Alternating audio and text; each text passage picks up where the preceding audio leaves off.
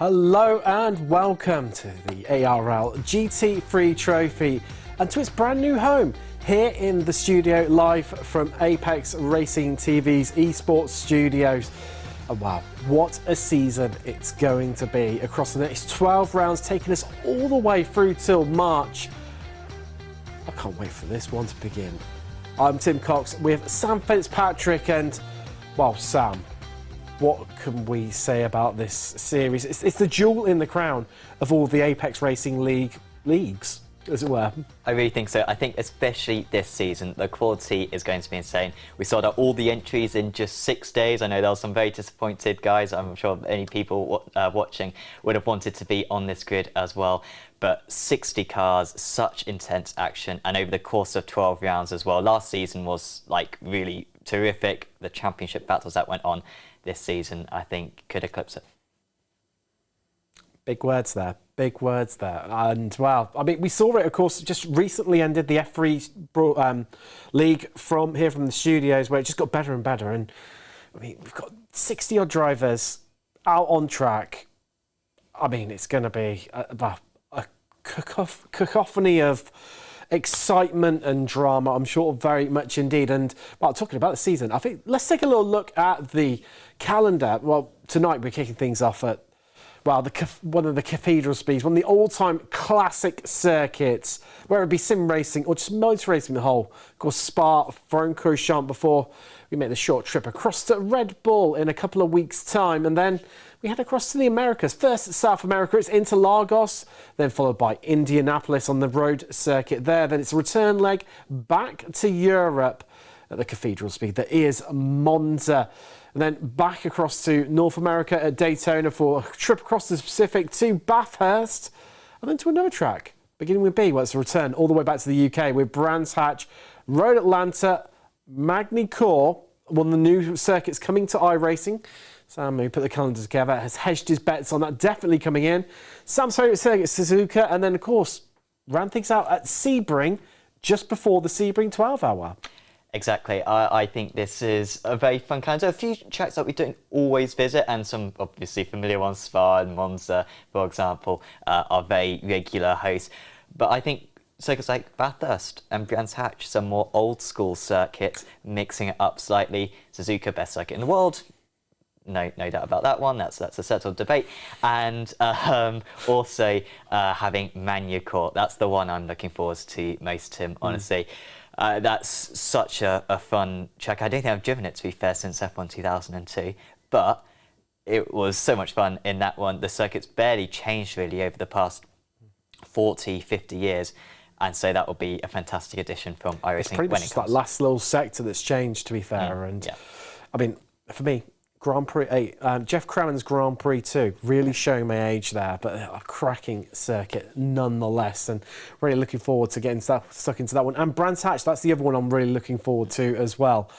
That could be a real tough challenge for our drivers, so many of them out on grid. But I mean, talking of drivers, we've got some real star-studded drivers, both from the sim world and also across into one in the real world as well, who might have won a couple. He's won a couple of races in real life, hasn't he, Sam?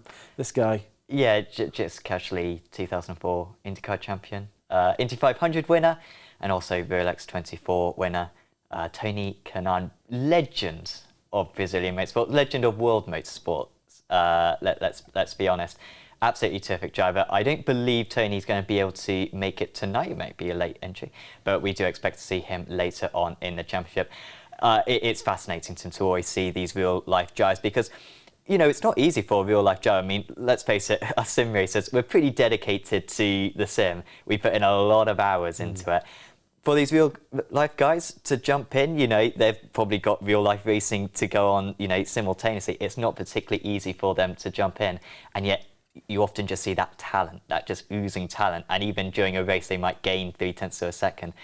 Tony, I'm sure once he does race, he's over 4K iRacing, he will be competitive up there. Big hopes and aspirations for him there. Of course, we've got Tobias Olsen, Will Redford, he's a real sort of young prodigy. Reigning champion Christoph Herbenau and Isaac Arvidsson, our reigning F3 champion. And 10 wins in a row. Yes. Could he set the record? Currently, the record is held by Will Redford Redford at 10 wins in a row as well in the F4 Championship. Isaac finished the F3 season incredibly well against strong opposition as well. 10 wins in a row. If he gets 11 tonight, then that will be the all-time ARL record. That would be a huge achievement for him. And spanning 2 championships as well. And I mean, talking about that championship, what happened last season, let's take a look at GT3 Pro, where, obviously, as we mentioned, Christoph Herbenau, reigning champion, beating out Nils-Erik Isaksson, who's no slouch whatsoever himself. Is that, Scandi. He's, he's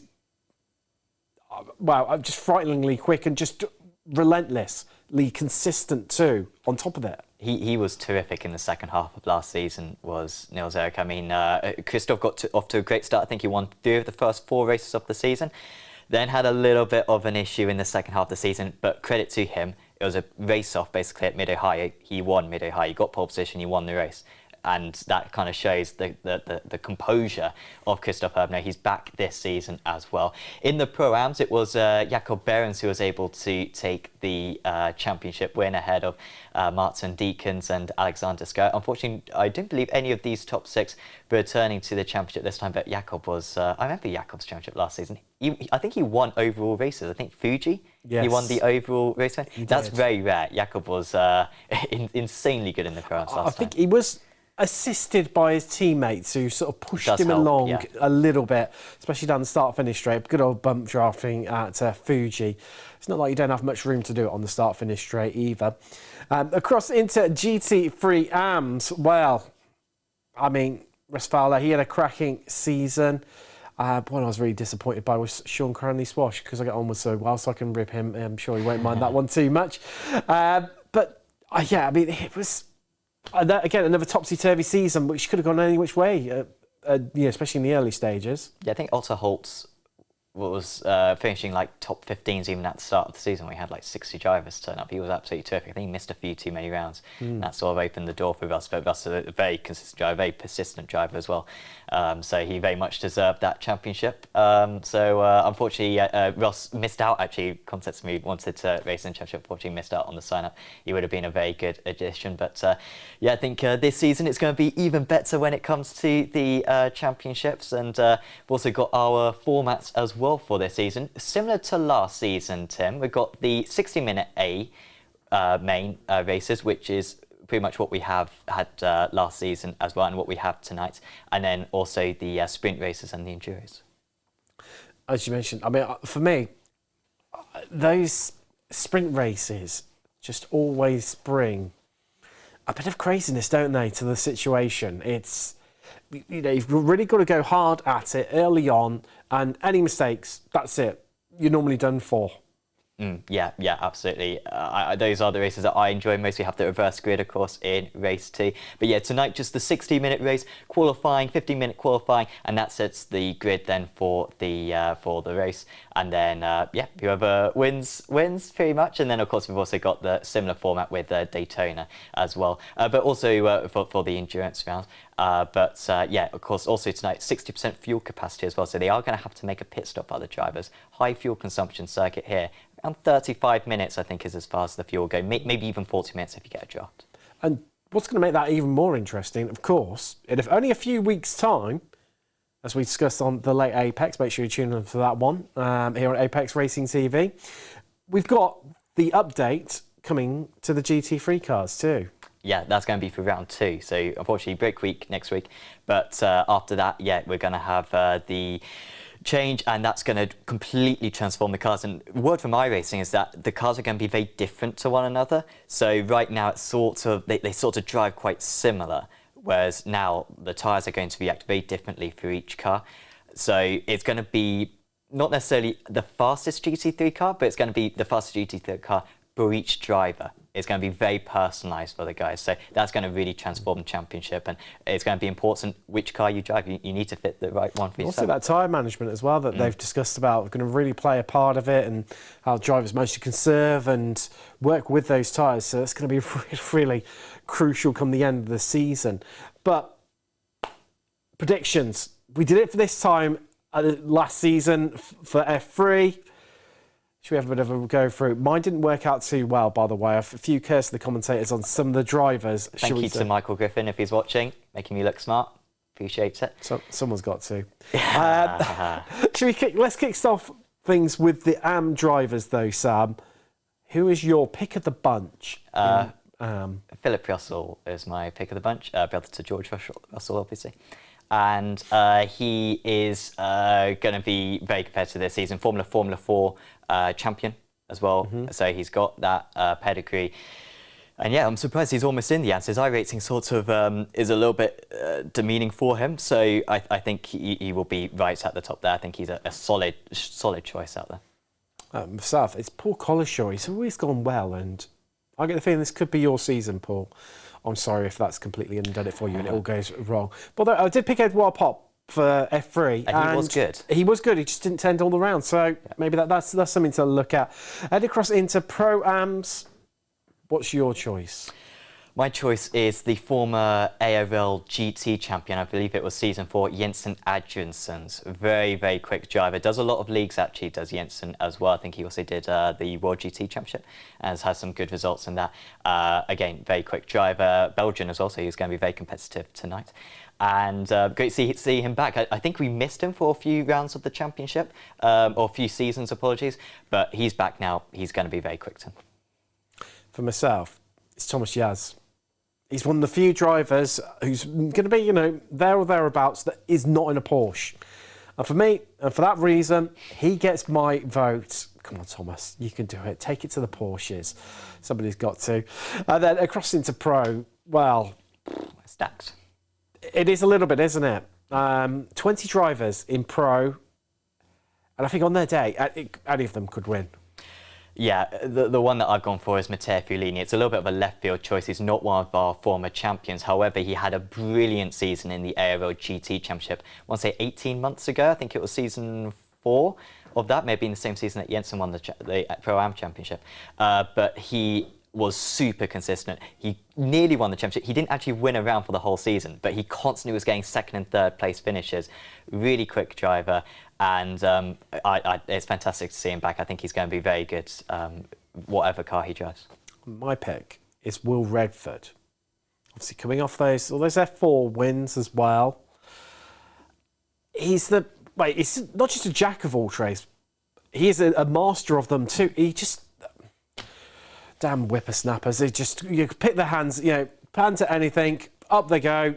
And they're quick in it. Real life driver as well, obviously. He drives in the Honda Civic Cup in real life. Does indeed, and yes. has some good results, and hopefully will be racing in that again in 2023. So, no, Will's a terrific driver, and of course part of the Apex Racing Academy as well, along with David Sampson, who I'm sure is streaming this. I'm sure many people are watching that stream as well, but anyone who's watching us as well, best of luck to David, another Apex Racing Academy driver. Yeah, it's going to be interesting to see how it gets on. And whether people gang up on him as, big name, remains to be seen. I'm sure he'll be fine. Definitely. But, of course, as we mentioned tonight, kick-starting the season at Spa, a circuit that's quite a bit shorter than what it used to be. However, in this modern age, you don't have to worry about the extreme changes in weather. Certainly don't have to in iRacing. We're yet to get rain. When we eventually get it, who knows, remains to be seen. And of course, don't have to worry about this track where, because of those changes in weather, the length, the speed, the elevation changes and cutting through villages, it was so dangerous. And well, sadly, too many people lost their lives over the years. Of course, the beauty of sim racing, you don't need to worry about any of that whatsoever. But there's going to be not a lot of people who are joining us who don't know Spa, but for those that don't, or anyone who fancies a reminder, what is your hot picks for overtaking places tonight, Sam? I mean, pretty much you can pick out most of the corners, really, yeah, can't you? I was about to say everywhere. There's not really a place where you can't overtake around this circuit. It's a tricky one because the source, you can overtake, but you don't really want to overtake, especially with the GT3s as they are. Eau Rouge, particularly for the pro guys, in the second half of the race will be flat out. So you can actually get a mighty tow all the way from La Source up to Les Combes. And so you don't really want to pass there, but yeah, Lekum, good opportunity. Then you can try to break the draft through the middle sector. Final chicane as well, you've got the same problem. You overtake, then you're vulnerable for the next half lap or so. So you've got to be very tactical with your moves. I think we're going to see at the top of the pros a lot of slipstream battles. I don't think someone's going to be able to pull away. I think we're going to see everyone in a queue, and it's going to be about that fuel-saving game, honestly, Tim, and see if you can push that fuel one extra lap in that first stint, and if you can, that will be your opportunity to really make a breakthrough. Well, they're sat in that queue effectively. You think we'll see people maybe, well, we'll only get to find out afterwards, maybe playing around with the engine maps a little bit? I've seen that done with a bit of success in the past, and a bit of low lifting and coasting too, to really try to eke that one out. I mean, can they make it 2 laps? I mean, that's surely going to be pushing it a bit. Yeah, that would be pushing it, I think. And I think no one's going to be leading for a long period of time. So it might be that they all pit on the same lap because they all save a bit of fuel. Because no one's going to want to be out front. That's the worst place to be in that scenario. It's better to be 7th if you're in the queue than 1st, because at least you're saving that fuel. You get that shorter pit stop when it comes around to it. With the engine mapping, I think it changes per car how effective it is. So I think we might see some drivers use it. A lot of Porsche drivers, not sure how good it is in that car. I think the lifting and coasting is like the safe bets when it comes to fuel management. So I expect to see that for some of the many hard braking zones we have at the circuit. There's plenty of them indeed, and wow, I mean, just sort of looking forward to the season ahead. There's a lot to take in, a lot for our drivers, and you know the only way is up from here, and the ability to gain points. It's a long season. I think one of the longest seasons I think we've ever had here on Apex Racing Leagues. By a country mile. Obviously Christmas in the middle, a little bit of a inconvenience, apparently someone's birthday or something like that.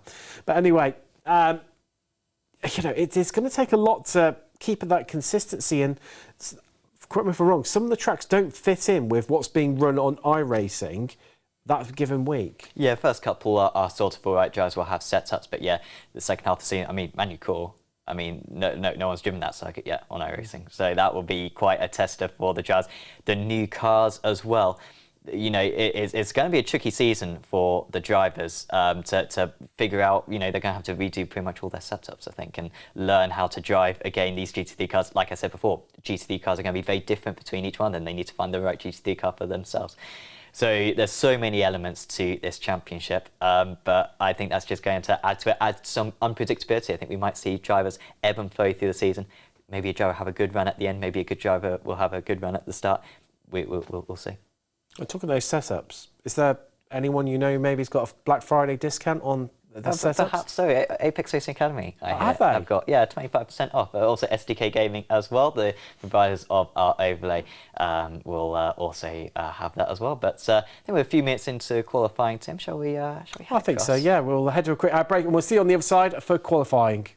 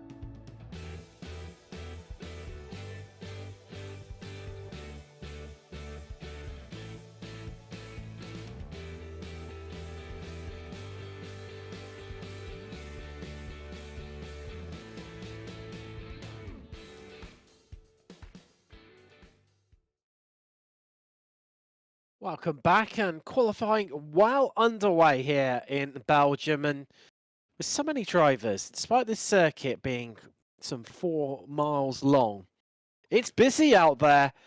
Drivers struggling to find a bit of space out on track right now, and well, with so many drivers, Sam, open qualifying, just like changing the format this season in the fact that they've got 15 minutes in which to qualify.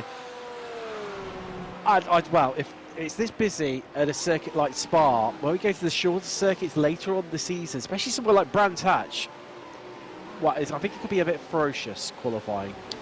Yeah. Almost like a race within, before the race has even begun.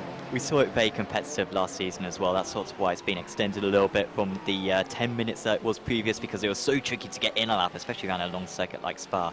But 15 minutes is a bit of a relief, but at the same time still going to be very full out there, because we've got over 50 drivers for this first round of the championship. And of course, drafting is going to be very important. At the moment in the standings, it's Paul Lang up at the top, ahead of Oscar Pai, of course, Kawanda young driver, or junior driver, apologies. I think he's only 13 years old. And also races in real life in karting as well. Tobias Olsen up there as well. In practice, interestingly, it was Sim Race Sweden guys who were up at the top, Tim. Not quite being able to replicate that in qualifying so far. So far, Sam. So far. I think that is the crucial part of that little statement there. We've got some 6 minutes and seconds left remaining in qualifying. So there's still plenty of time. Drivers have got realistically a couple of laps, but they will see, we'll see so many of them head back into the pits after they've done their lap and go out again. Fresh tyres, just enough fuel to get them around so the car is as light as possible, so it's as fast as possible. So they plan the order as much, and well, it's not quite the whitewash that we saw in practice from Porsche, Sam, because right now they only occupy the top 10 before we see another manufacturer come into play, with the Lamborghini of Guasas, who's currently in 11th as they stand at the moment. Well, make that actually 12th, as he's just been demoted down there as Mrs. Martinson. Funny enough, we were just mentioning Sim Race Sweden Esports goes 11th. Then, of course, we've got Chicoli in the Mercedes, who's running 14th. But there's an awful lot of Porsches out there, Sam, isn't there? And we can really tell where the BAP sits right now in iRacing. But as we were talking about earlier, it's a journey into the unknown plus round one, because we could find that the Porsche really is nowhere near as good. Yeah, exactly. Yeah, it's going to be a change up. It's very unlikely that the Porsche will still be the fastest car. I think it would be a good bet for being nerfed quite significantly, because it has been established as the fastest car so far this iRacing season. So yeah, we'll most likely see that one drop off, and expect to see a few drivers change their cars as the season goes on. Chris Gooch currently top of the amateur, drives the 398 up in 25th position. 1.5 seconds off the pace as it stands, and he's still on a lap as it stands. I believe this is a flying lap for himself. Arvidsson moves up into 3rd position. Good effort there, so he moves to the top of the Sim Race Sweden drivers. And remember, he's going for the record 11 in a row, but his teammate Tobias Olsen, in fact, now beats him to the 2nd row. The good, he moves up to 3rd. Yeah, those two, well, they've been lucky out, in fact, weren't they? Look, 3rd and 4th for Sim Race Sweden Esports. And now as this Chicoli goes inside makes it to the 8th place for Mercedes, just to put the cat amongst the pigeon of those Porsches right now. Coming into the very closing stages of qualifying right now. 11 minutes and 20 completes out of the 15. There's Oscar Pai. We were talking about him earlier, Sam, and well, he's just gone 3rd, which to my size, Arvidsson down a row on the grid. Redford currently maybe a little bit disappointed by his own standards, lying in 6th right now. Having a bit of look down the field, and well, go to us. He's currently 13th. Nice qualifier in Pro-Am right now. Staging qualifying. To mention that could well change quite a bit as things progress on through. Other notable ones is, I haven't really mentioned them. Used to be awash with Ferraris, did GT3, Sam, but they've died off recently. Paul Collishaw, who's ever the purist, stuck with them all the way along. He's currently down in 32nd, and Jason Nebry, the other Ferrari driver, one of two, currently all the way down in 47th right now. Schwartz leading the way, the Flying Dutchman. So on board with Oscar Pye. You can really see just, well, how tight and amateur a struggle it is just to try and find yourself some space in traffic. And he's running this one tight here, Tim. He's just going to make it because you've got to complete that lap time before the 15 minutes is up. He's left himself 2 minutes and 15 to go. Your lap time out here is 2 minutes 14.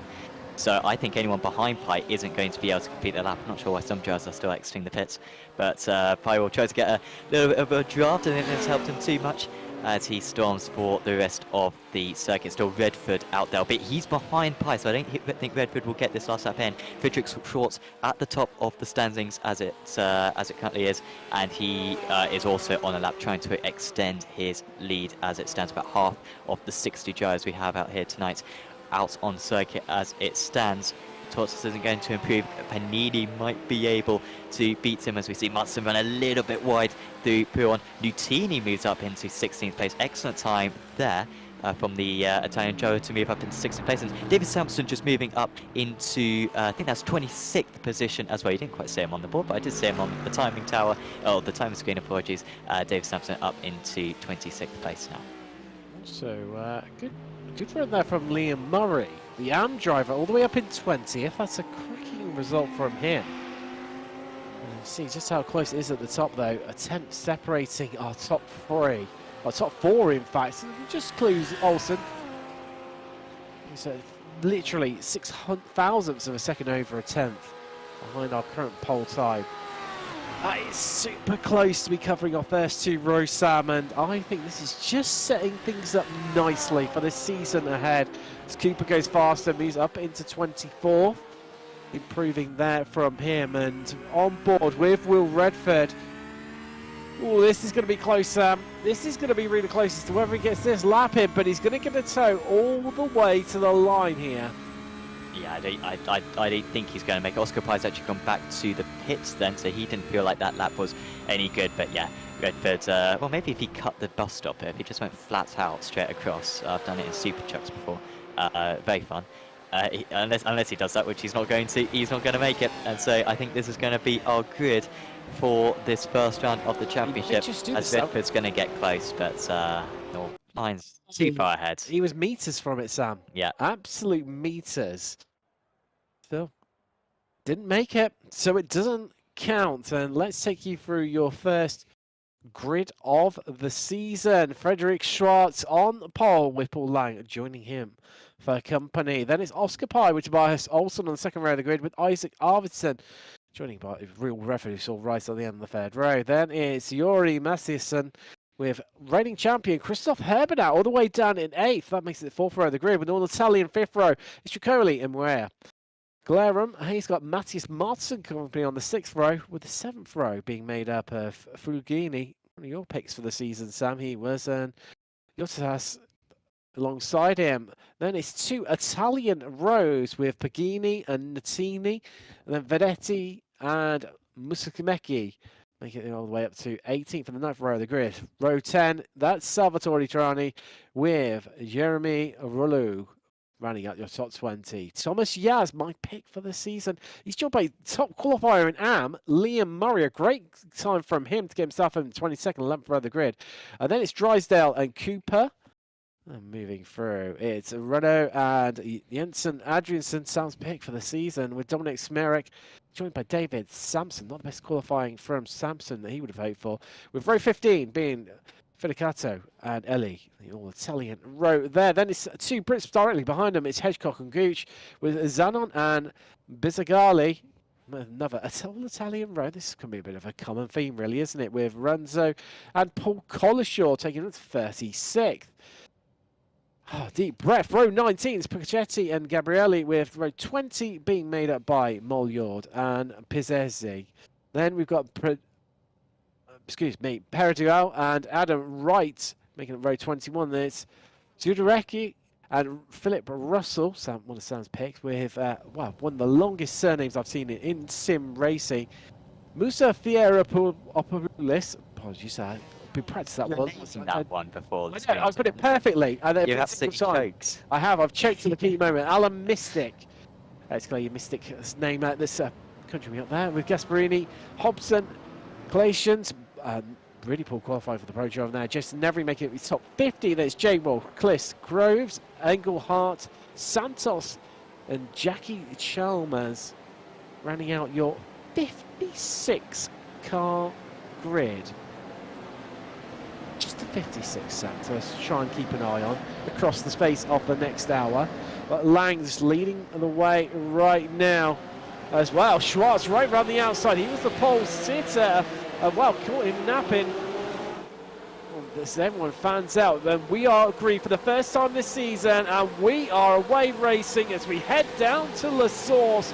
Who's going to come out on top? So they fan out in the background there, 3 wide, 4 wide. It's so tight in that midfield, but everyone amazingly making it through. This was happened a bit to Pagini in the background there somewhere, but as they all stream through, Radion and up through Eau Rouge. Here we go down the Camel Straight. Who's going to come out into Malmedy ahead? Well, it could be absolutely any one of these guys, because you don't want to be at the front of this train. There's Schwartz leading the way. He's got the brilliant jump, though, and absolutely everyone. 3 temps the advantage. Is moving around, trying to find some gap in the fresh air to try and get ahead in the midfield there as Pies made it past Olsen there into Malmedy, and that's the move done for him. Up into third. A good start from him, retaining that place. There's this all bit of a spin in the back, or a bit of a lock-up, and running a bit wide.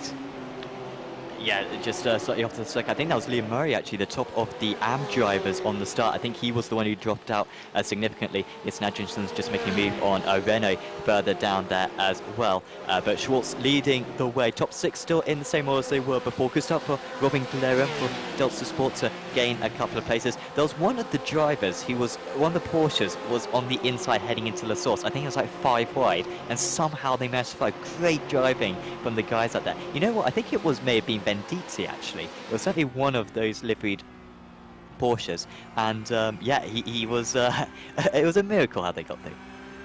So on board with Mancini right now, the Porsche driver, just trying to find his way through.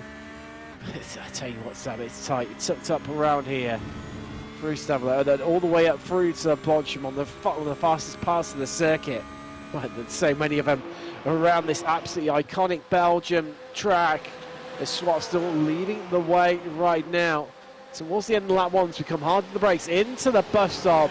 But hot on his heels is Lang, and as you predicted, Sam, as we look back for Frederick Schwartz, what an absolute sight. It is one long train along behind him. And interestingly, Herbino's having to go defensive against Guillermo, who's on full attack, it seems like now. And I think that might be the chasm that's formed out on circuit, because Mathiasson is now just getting ahead of Guillermo as well. And Mathiasson has had an issue, so Mathiasson and Guillermo, I think, made contact down into the source. Fortunately for Mathiasson, he's been able to stay on track, but that has dropped him, I think, 3 places. He was trying to move back up into 8th, and he's done the right thing there, Hori, of not fighting too much. Martinson, who's just got past him. Look at that, side by side up through Eau Rouge, and a huge slide as well for Trani. I think he did a brilliant job at keeping it in a straight line. He did indeed, Sam, as they head down the Camel Straight. Everyone's slipstreaming to the max. Not really going to get one advantage over one another due to them all being pretty much Porsches right now, but having a look at the inside is Smerek. Well, that looks like he's going to get that move done. This is the battle for 29, but he's hang out to drive right around the outside. He's going to try and slip it back at the inside on the switchback. Now they head down the hill to Bruxelles. Onto the brakes, but he's going to be on the inside, and surely is it going to be enough? No, because he has the door slammed right in his face there by Adam Hedgecock, who defended that one absolutely perfectly. Yeah, nice driving. And heads-up driving as well. I'm impressed by these guys in the N1 Championship. They seem to be thinking about the long game already, and they're not getting too aggressive. Well, we did see that off for Glaren and Co, but that's pretty much been it. We've had a few retirements since, so Jackie Chalmers back in the pits, Liam Murray, Jay Walsh with a setback, and also Jorge Santos. So Corey Gray's losing a fair amount of time so far, so I think he had an issue out there. But for a 57 car field, not bad driving from the guys up there. Schwartz, a tenth of a second ahead of Paul Lang. This is where the drivers all get close, but there is the chasm.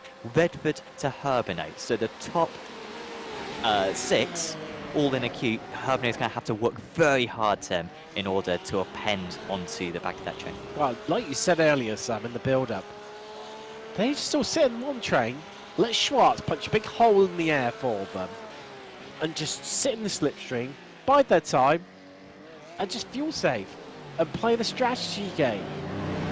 Because surely that's what they've got to be thinking about right now, you know. They're also evenly matched. It's pointless trying to fight this one out, risking your car, then losing time on the cars ahead of you. Whereas you can just do it in strategy. I know it's not the most glamorous way of doing it, but at the end of the day, points are points. We haven't said that. Lang is right onto the back of Schwartz as we're seeing the battle down for 10th right now as we are trying to make a way through. But, oh, well, that's what's happening. Well, there's one way to extend the gap over everyone else. And even though he's your opponent, is to push them along. And Lang is pushing Schwartz all the way down the Kemmel Straight to try and get away from the likes of Pye, Olsen, Arvidsson and Redford and Herbinau, who are chasing hard behind. Yeah, very smart driving from these guys. A couple of incidents further back in the field, by the way. Had a setback for Francois Peugeot and also Tommy Moyord and Adam Wrights all getting involved in a collision. So disappointing for those guys, albeit they do have a faster pair and they will be able to get back out on second pair. Peugeot, pro driver, he started down in 41st position. And yeah, now has stepped even further back. So yeah, troubles for him so far. Yeah, we can get into a bit of a rhythm now out there. And drivers finding their speed as, well, that was very wide for the 24th place car. That was Neil Cooper, I think, just pushing the limits of the track. I think it's going to be more than a few pushing it right now. See him coming through. That's Engelhardt. Do you believe was that? No, just defending the place there from Gasparini. Engelhardt, he's had a cracking start. He's up 11 places. That's only really eclipsed by, well, he's a neighbouring countryman of PJ Clayson. So he's made it 12 places into 37th already. We've seen Natini here just trying to defend from fellow countryman Pagini. His two teammates that want to be worked together in the Mercedes. Oh, someone just carried on to the bus stop there. Oh, he's having a rough time, isn't he? Oh, you already Madison, yeah, he says. He's back to the pits. No, not the best times whatsoever, but let's take a look at this replay. Yeah, just at the race start, and Schwartz, he was a long way behind, wasn't he, initially, and they had to do some catching up right at the end before getting to the green flag. Got all excited then. I thought, is that a spot of rain I can see on the camera? No, it's the Porsche 911 safety car in the pit lane, just making it look like it. Here we go. I'm pointing to the screen. Obviously, the viewers can't see this, but I'm just pointing it out to Tim. There was 4 wide. There we go. Very well spotted there. Was it your tortoise?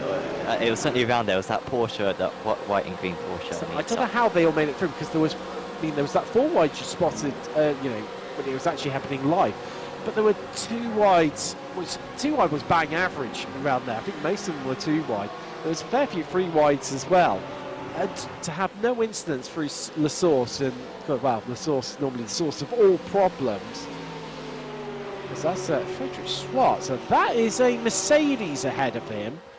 Who is that? I'm just trying to have a quick look. So that is going to be Jorge Santos, who's just moving across there to allow our leading group through. This is where it gets a bit tricky as everyone tries to pick their way through. Sam, it's just having a bit of a look. Liam Murray has got back out, but he's a bit of a way up the road compared to these guys. Oh, easy. No, he's not going to be too far, actually, before these guys start capturing us. There's Samson right in the midfield. Getting stuck in with Mrs. Mekhi ahead of him. Back from Samson. Oh, that's Cooper losing places. Wow, he really got it wrong there, Sam, on the exit, and ran a little bit wide. Oh, it's going to help Samson massively, because he's look at the gap he's opened up within the blink of an eye. But everyone else having to scatter around left, right, and centre to avoid the slowing car. And this is where it's tight, and well, talking to tight, Tini here having to defend Because that's Piccini, Drysdale, and your man Jensen Adrian queued up behind him, wanting to grab 16th place off him. Yeah, Jensen's had a good run so far, hasn't he? He's up a few places. By the way, shout out to 7. PJ Clayton's has gained 14. One of our producers. Lewis was saying how PJ is a master of the circuit. He really likes it, and so he should be very competitive out here. He's from Belgium. He's from Belgium. It's like a rite of passage, isn't it? Yeah.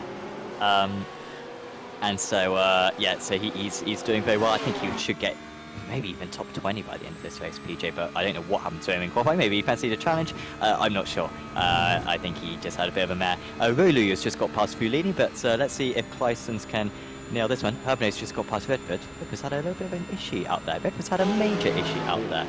Aha, here we go. It was through Lekum, it seems. I wonder if that was... what's that said? I think he may have been overtaken by Herbnow, and there was contact. Let's find out, so...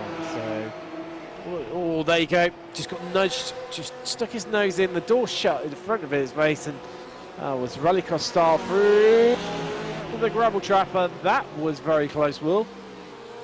Wow. Redford incredibly close there to see a bit of a collision there. So we rejoined the track, but we rejoined the live pictures as this one of the back markers getting a bit wide there, although I think Mercedes, wasn't it? I'm trying to spot who that was. It would have been, I think it was Walsh, Sam, from the point they are in the track. I think that was Jay Walsh. But as we look down further down the field to Nevery and Pedro, just battling it out right now. These guys all the way back at Pouon. We'll challenge this one. It's so serious, isn't it, for the producers to know where to look, because there's so many close battles, left, right and centre. People on recovery drives, as you see Redford are getting up close and personal with Venditti's rear bumper there through the bus stop. Yeah, that's Redford's going to be a man on a mission. If he stayed cool, he'll be frustrated, because I think he had a chance at the race win. In the end, if you're in the lead pack, you've absolutely got a chance. And that chance has been dashed, if I'm totally honest now. So he's got to stay cool up there and make sure that he plays the percentages still. So a little bit of time to Venditti round La Source. And then this battle has been pretty much raging on for the whole race. Dave Sampson's been able to get away from it. So Sampson's now 2 seconds up ahead of it. It's actually Dominic Smerek who's at the front. There's Ellie, Hedgecock, Cooper, who lost those positions a few minutes ago. We saw him run wide at Stavelot, and Bizzaglia in 28th position.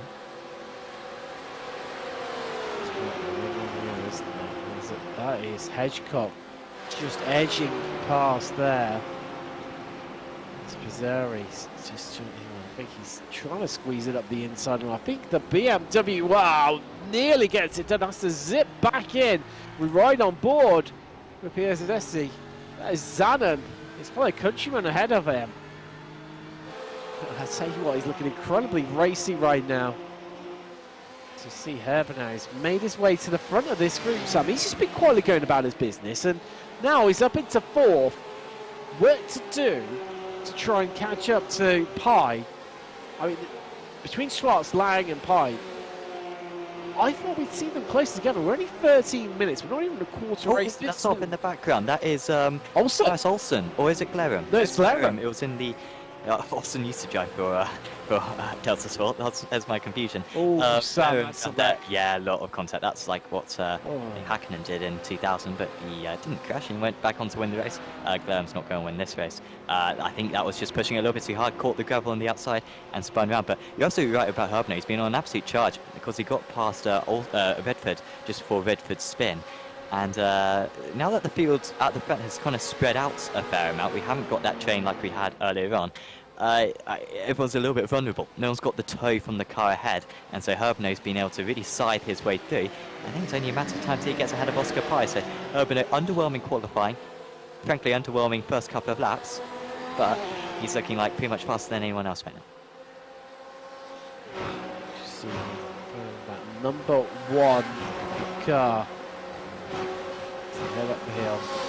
I love this camera angle. It's absolutely pretty. You get real sense of speed before they head up the hill.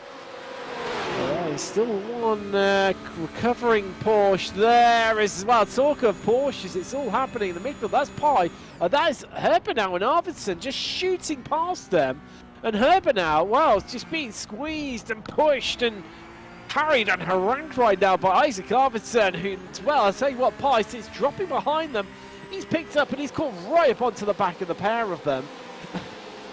And so you can barely put anything between the three of them right now, Sam. But I'm left wondering whether Oscar Pi just backed out of it, knowing he's going to get caught in the slipstream, and decided to sit in behind these guys. But it looks like he's carrying a bit of damage to the rear of his car. Yeah, he does, and I wonder if that was... Yeah, so he's Pi's got a lot of damage to that car. I think he had a bit of damage to the front of the car as well, so we'll explain why he was struggling quite so much down the straight. But where's he picked that up from, Sam? Yeah, that's the killer question. He hasn't had any like setbacks, has he? So yeah, bizarre one there for Oscar Pi. As you see, Zudovic overtaking Gasparini. In fact, Gasparini just passed Projes. No, that's a little bit a while ago. But yeah, that's about for 37th position at the moment. But yeah, Herbenau now up into third place, but Schwartz and Lang, absolutely amazing pace from those guys so far to be able to pull the gap that they have been able to. Redford continues to make progress, so he drops as low as 11th position. He's now actually back up into 9th place as it stands, ahead of Venditti and ahead of Triccoli as well. And Triccoli, apologies, Venditti might be overtaken by Triccoli as well, but they all stay nice. So this queue pretty much lasts from Arvidsson at the front of it. Apologies, Pi at the front of it, all the way back to Fulini, and Pi's just dropping down the order right now. Yeah, because that's Muir just heading through there ahead of Pi. Look back from Vendetti there. There you go, he's lost his bonnet. What's happened to Pi? I don't understand. He's had a big old shunt. He's hit something somewhere, hasn't he? Because that is a lot of damage. And right now, Mattis Martinson's going to eat him up for breakfast. I mean, he's going to have to pit probably on the 25 minutes. Contact in the background there, Sam, and I think Redford might have been one of the ones caught up in it. Yes, he was. Wow. Well, he's lucky. Well, they're lucky that Redford was the only one. That was... I think that was just the slow up. It must have been from Pi. Yeah. It's being so slow down the straights, and they all spread, all panicked. Oh yeah, sure I caught in the corner of my eye that Redford got squeezed out onto the grass. Let's take a look at it. So there you go. You can see Pi ahead of him. Look, but they're having to scatter left, right, centre because Redford's inside, pulls out. Oh, and then there's contact. Where Pi's just going so slow, and Redford there, innocent bystander because. I'm trying to think who would have been in front of him. Would it have been Martinson, I think? Who just pulls out straight in front of him. And, well, he's just seeing this bystander. He had nowhere to go. He's already made his move. Yeah, that's... yeah, it reminds to the viewers that drivers do get a faster pair, but when you have an incident like that at this point in the race, it's a horrible time to have a big crash because you can't pit and get to the end of the race. If you have a crash like that, 25 minutes into the race, it doesn't really matter that much. Like you'll lose 10 seconds on track, but you'll be able to get that fixed at the pit stop. You just take a slightly early pit stop. Now he's got to either make an extra pit stop if the damage is that bad, or lose probably 3 seconds a lap and just crawl it back to the pits. Venditti now getting past Pi, so Pi might drop outside. Maybe outside the top 20 potentially by the time he comes into the pits. His race being absolutely compromised right now. As there goes Triccoli. I know Oscar's not going to fight this one too much. He knows that the battle is lost there. Ahead of him, we have got Olsen having to defend from Venditti. As Triccoli, I think, just making that move stick much better straight line speed down the pit straight. Do you know what? Despite all of his damage, I'm really fighting this one quite a bit. And we're talking of fighting. That is Olsen and Venditti just having a right scrap here, but I'm sure Venditti's going to sit behind him. But unlike behind them, you see the Mercedes poking out at Triccoli. And that's a brave place to try and do it into Eau Rouge. Across the top of Radiant, and Olsen surely going to have to lose this place because the overspeed is just going to catch him out. There's Herbenau pushing Lang there down the Camel Straight, and there's Olsen heading past. Not the battle-scarred Porsche right now. It's so many Porsche occupying the top 8 right now. It's that Merc of Chicoli that's really showing a beacon for anyone else on the Porsche inside that top 10. And then Utertas currently 13th leader in Pro-Am. Chicoli has now just got past Olsen. That battle for 8th. Then it's Charlie Adrissons, your rest of your podium in Pro-Am with Schmerk currently leading. Well, doing a cracking job too. He's 23rd overall, is the AM driver, as this is going to go 3 wide into Lacombe. And that was played relatively safely and carefully there, Sam, I'd say. Yeah, that was good work from the guys there. We currently see up on screen at the top the Pro-Am and the AM. The Pro obviously being represented by the red, and yeah, also the 1 in front of their car number. And currently top of the Pro-Ams is Haraldas Utertas. He's been at the top of the Pro-Ams from the very start, but Charney's looks good. Adjus is now 11 places there. Even Drysdale as well, he's actually up 7 places, so very tight in that Pro-Am category. And then in the AMs, we've currently got Dominic Smerik at the top of the standings. He's having an awesome run at it at the moment in 23rd position. Second place in that class is Daniel Zanon in his first ever Apex Racing League event. He's in 29. But the Drys do score points for their overall position, so you want to beat the Pro-Ams as an AM, you want to beat the Pros as an AM as well. So, you know, it's always, everyone's fighting one another, and so it's very important that you focus on your overall position. As I think we were just seeing Schwartz and Lang, 3/10 between them, and then we've got Herbenot and Arvidsson, 3/10 between them. So we've kind of got 2 pairs at the top of the standings. The guy who we haven't talked about so far, Giuseppe Moira, he's doing very well for 3D Squadra Corse. He is up there in 5th place. As I think that was a move for Jeremy Rouleau being able to get past Tobias Olsen. Nice. With that damage is doing pretty much the same as Pi, he's just dropping down the order. Oh, yeah, so, sorry, you were right there. Apologies, Sam. I thought it was the other way. I thought it was Chicoli moving past earlier, but apologies about that one. That's correct. I mean, wow, this had some big old gainers, and you just see in the background there, PJ Clayson. He's at 21 positions to 28th. It's a cracking little run there, 49 to 28. I'll be happy with that one. With just over 20 minutes complete of the hour. And now we get into sort of pit stop territory. I mean, Oh. it's a high fuel consumption circuit, but if you're, well, I mean, to that, we will find out how early he can come to the pits, because Oscar Pai will be into the pits the moment he can get to the end. He might even pit so early that he forces himself to fuel safe for the rest of the race. He might feel like it's worth it because he's losing so much time. Is the French driver at the moment, and so yeah, he will be in as soon as possible. As I say that. Is Oscar Pai. So many drivers up here. It's very tricky to keep track. He's 12th place at the moment, so yeah, he still hasn't pitted, but I'm sure he will be in fairly soon as we ride on board the shoulder cam with Adam Hedgecock.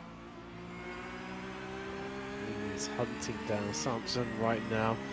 He's equally hunting our leader in AM, Schmerich. Well, Samson's just had a poor first sector, Tim. He just lost 2.5 seconds, did Samson, so you was clear of these guys. Yeah, because Ellie, Smerik, Hedgecock and Cooper, they've been together for the whole race. Samson pulled away, and then he lost 2.5 seconds in this first sector, and he's back in amongst them.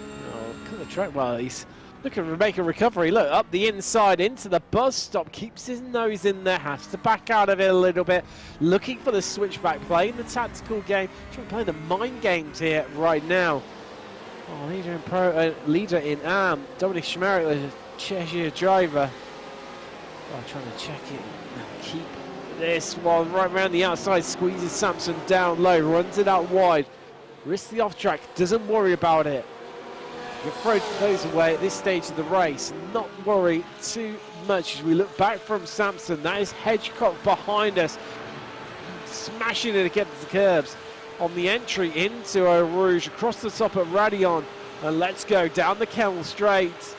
And watch how Hedgecock closes and closes and closes in that slipstream. And, wow, Samson pulling him along now. And Schmerich could lose 1 place. Is he going to lose 2? No, he's not, as they come into Lacombe.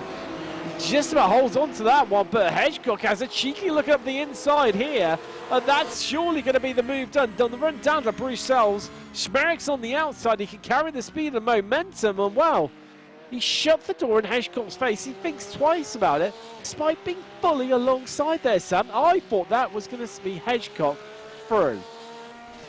Yeah, very much looked that way, didn't it? But Schmerik, the team TARDIS Exodus, with a couple of drivers from that team. Great to see them representing, and not a team that I am familiar with, but we'll see plenty of them in the higher positions, I'm sure, in the AM class this season. As the Tortoise has got past Oscar Pye, by the way, as well. Renzano, well, I say at the back of this train, actually you've got Bizaglia and PJ Clayson's catching up to these guys. Clayson's about half a second a lap faster than these jerseys. The only one of them, well, to be fair, Randazano is also in the 16s, but most of these guys in the 17s, and then, yeah, Clayson's making up significant amounts of time at the moment. And he might go for a bit of an undercut if you're Clayson's here. Why bother overtaking these drivers when you could pit one lap early, get that undercut, and clear 3 or 4 cars on the His climb so far is Clayson's 21 still. Oh, Schmerik dropping a few places. Well, you said about the pit window being open, Sam. It's early, but I think he's going for it. Yep. Well, that's yeah, I'm surprised about that. I'm surprised that always we've had a change to lead. Paul Lang leads this race now.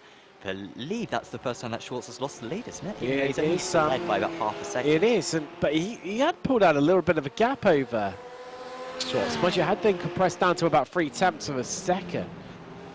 You're seeing Gabrielli right now, so head through. So, this replay, wow, it's sheer change back again, surely right now. Here we go. Well, yeah, this was the, well, that was very easily given up there, wasn't it, by Schwartz. Didn't want to fight that one too much, and Lang happy to have it. But Lang might be able to go the extra lap here. He saved up so much fuel by sitting behind Schwartz for almost this entire race.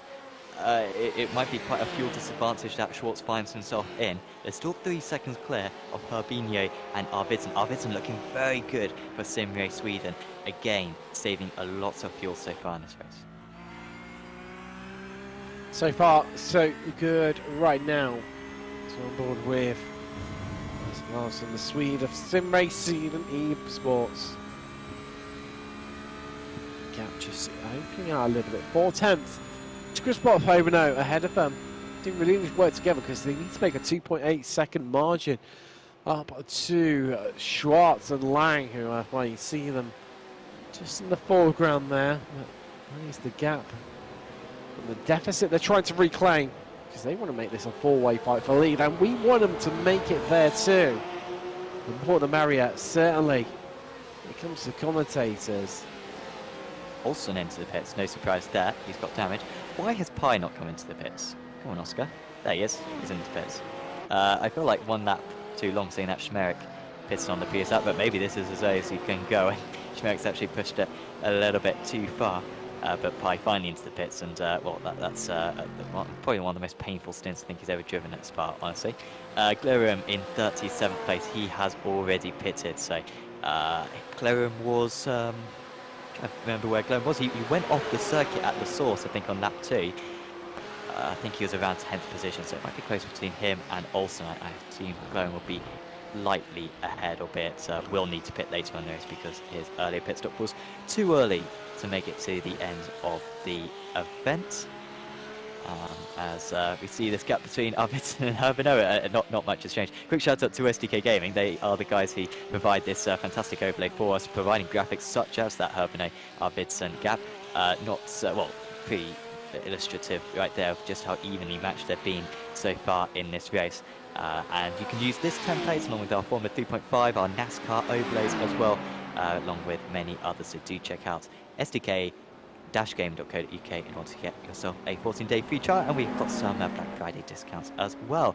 Gabrielli, he has been able to get past that. Paul Collershot, that was a very nice move. Love a move through Lekuman.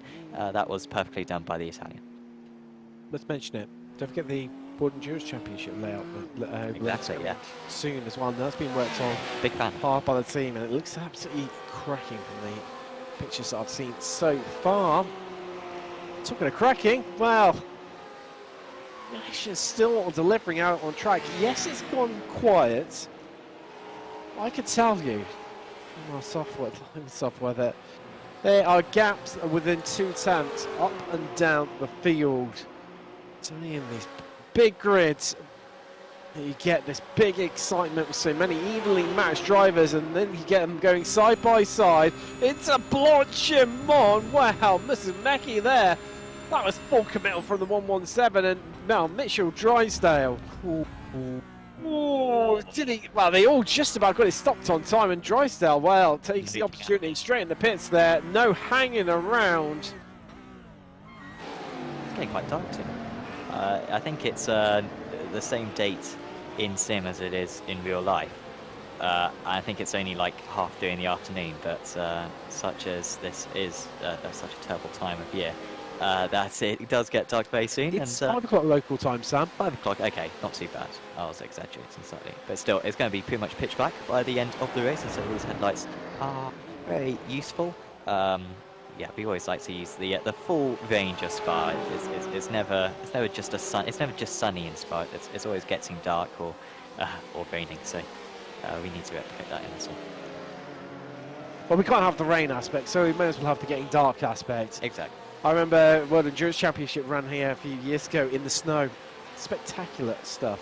But talking spectacular stuff, these two have been scrapping for a little while, and Hedgecock trying to find a way past the Lamborghini. The Neil Cooper ride now. Hedgecock, of course, was battling with Samson. He has dropped a little bit back. He was right on his toe and was trying to make his way through. So we look back from Cooper. Yeah, that lovely screaming V10 in the back of that Lamborghini Huracan right now. Hedgecock, Rosado, Biziglagi all tucked up behind him. Salvatore Durrani has got Jototas behind him, and then Jensen Atchison, your top 3 right now in Pro-Am. With Zanon leading Am. He's 24th overall. That's a bit of a change from the lead. There's Engelhardt and Gasparini are making up your podium in Am right now, but some few drivers out of position right now due to already taking their pit stops. Olsen, Pai being amongst those drivers. Two names and cars that we've seen quite a bit of recently, and Dominic Schmerich as well, who was your provisional leader in Am. Oh, wow, Hedgecock just returning the favour there of Cooper and slotting his car through there in Blanchimont nice and easily, and finally gets the job done after looking in the back of change Cooper's Huracan for a while, and then he's always showing these straight into the pits. Yeah, I just saw as well on the timing tower, Trani and your tortoise. I think Trani got past beforehand, hadn't he? But it seemed like they were side by side, I think, for a moment. So basically, very close for 11th place as it stands. Here comes Martins, and oh, is he going to go defensive there? I don't think he's going to be able to do it. Venditti is through, it looks like, heading into Lecoum. Martinson's going to stay alongside, and that's a lovely jump from the pad, and good respect there from Venditti, because it's very narrow, is Lecoum. It's not actually a particularly good race corner. Because it is so narrow, even in these GT3 cars. But he did leave his rival some space, and they're able to get through in one piece. Musa Ferropoulos is 37th place, where it's going to be a bit higher than that soon, because so many drivers are coming into the pits now. And I think, Tim, they can go 2 further laps on fuel. I think 37 minutes, 36 minutes, I think it's pretty much as far as you're going to get around this very fast Spa circuit. Well, it seems to be just have yourself on repeat constantly as race along. It's number 2 wide here into Malmedy, and this time it's Olsen and Engelhardt. Engelhardt now at 30 places. Yes, it's going to fall down when people stop, but well, you see the difference in skill and ability there between these two. It's Olsen passed with relative ease and already starting to pull away, but I'll tell you what, Engelhardt, he's not making it easy for him. He's staying onto the back of him and trying to pick up some lines, some braking markers at this late stage in the race. Yeah, he's yeah, Olsen's top of the drivers who have pitted so far. By the way, you can see a lot more information about what's going out on circuit by clicking on the live timing link in the description below when you're watching the stream. Click on that and you can see that when Sam, sorry to cut across you. As everyone's into the pit, so I thought they might be able to do 2 more laps. No, it was just 1 more lap. So, ooh, Fulini's been able to push it. Here we go, Tim. I put Matteo Fulini as winning this championship. I knew this was going to happen. Sure, he's underplayed himself so far. He's absolutely come from nowhere. He saved enough fuel here to do the greatest lap you're ever going to see. He's going to do 20-second sub here is Matteo Fulini, and he's going to be able to undercut everyone, or overcut everyone. So really pleased that I went for that. You also picked Jensen Adriansen, who has come into the pits. He's your driver and pro. Yeah, but he was doing well enough anyway. Well, true. He didn't need to do that. As Lang up ahead of Schwartz. I think that's the same order, but the most important thing, they're still within slipstream range. The others are a bit further back now, aren't they, Tim? Well, Sam, Tobias Olsen is the interesting one out of all that because he pitted earlier on. Where's he going to come out in relation to everyone? I don't think it's worked for him here, Sam. I think he's going to come out down. Yeah, he's behind his teammate, Matthias Martinsen. Yeah, I think that's pretty much where he was before, wasn't it? Because he had so much damage. That was why he came into the pits early. And, well, is he going to go for it into Eau Rouge? No, Tobias. Tobias is a smart driver, very smart driver. 2-time for ARA Formula 3 champion. Obviously, probably the most successful driver ever in that series, unless maybe Marteau is, not quite sure. But Olsen is very accomplished himself. That move was not on. So Olsen, after that damage earlier on, he's used his fast repair. He can now have a strong second half to the race. He could get himself up at least into 9th place, I think. You see Olsen onto the back of Venditti. Talking about onto the backs. Wow, Florian Renault just squeezing past there. Resumed.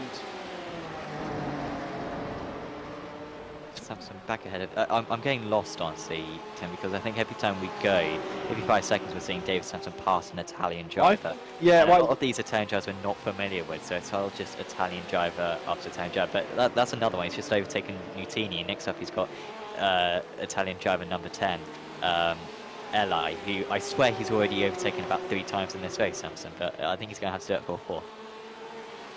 I mean, to be fair, it looks like I'm trying to work out from the pit stop, so I think Samson drops a little bit of pace. Yeah, I think he may have dropped 1 or 2 places. Jazz now ahead of him in the as we've got Fulini in. So here we go, guys. Wait for. No, I'm not even going to go. Yeah. Well, it's going to be the last car to pit, Sam. Look, I mean, everyone else has pitted. And, he's got some attention there on the stream. So well done to Matteo for pushing that one. And he doesn't seem like he's run out of fuel, so he hasn't completely messed it up. So yeah, he's going to drop from the lead. But I think, is that a spin for Herbinho? Herbinho, our defending champion, not the way he wants to start his season. And has he collided with? Well, I'm not sure who's collided. I'm not sure. It must have been Arvidsson. I'm not sure because I don't know about you, but it didn't look like there was any damage on that car. No, but Arvidsson's lost time since. So I think Arvidsson may have had to cut the chicane, and that is why. So Fulini actually up in 6th place. So he saved about 2 seconds. He saved 2 seconds in the pit stop, to be fair, did Matteo. So good fuel saving from him. I think it's put him in a good place, up to 6th place after that tangle between Arvidsson and Herbinho. And I think we've got a replay of it. Let's take a little look at what happened to Herbert now. All's good so far, Sam, isn't it? Onto the brakes, into the bus stop. Oh, has he overshot it? Yes. Oh, what? So that was on board with Arvidsson. Yeah, Arvidsson's. Wow, he's collided with him. And Isaac doesn't really know what to do right now because he's driving slowly. Maybe to give up the place because he feels quite guilty. But honestly, it seemed like he was making the apex to him. It was just like Christoph was really early on the brakes. Is Thomas Jazz, one of my picks. BMW. Yes. Frederico Eli is just ahead of him. And Samson's been able to overtake Cristiano Jarro for the 25th time. He did pass Nutini in all of that. And they've only got. Where is Eli ahead? Apologies. Apologies, this is Jazz ahead. Apologies, I'm very confused. But Eli at the head of this train, then Jazz, then Samson. Still needs to make his way through. Vincenzio past Perdrio. He's had a rough race so far. These guys both completing their pit stops. Guys who do need still to pit.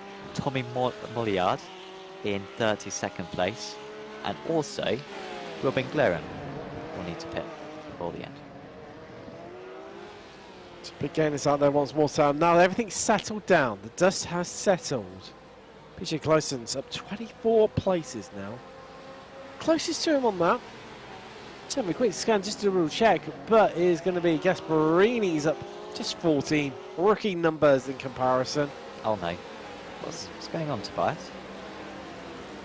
Is that hardware failure? I'm sure it's got to be. It's just Oh, abandoned in the middle of the pit lane. You don't do that. Yeah, I'm not sure what's going on there for Olsen. Yeah, he seemed to be in a decent place. I was going to say, he's a strong second half of the race coming for him.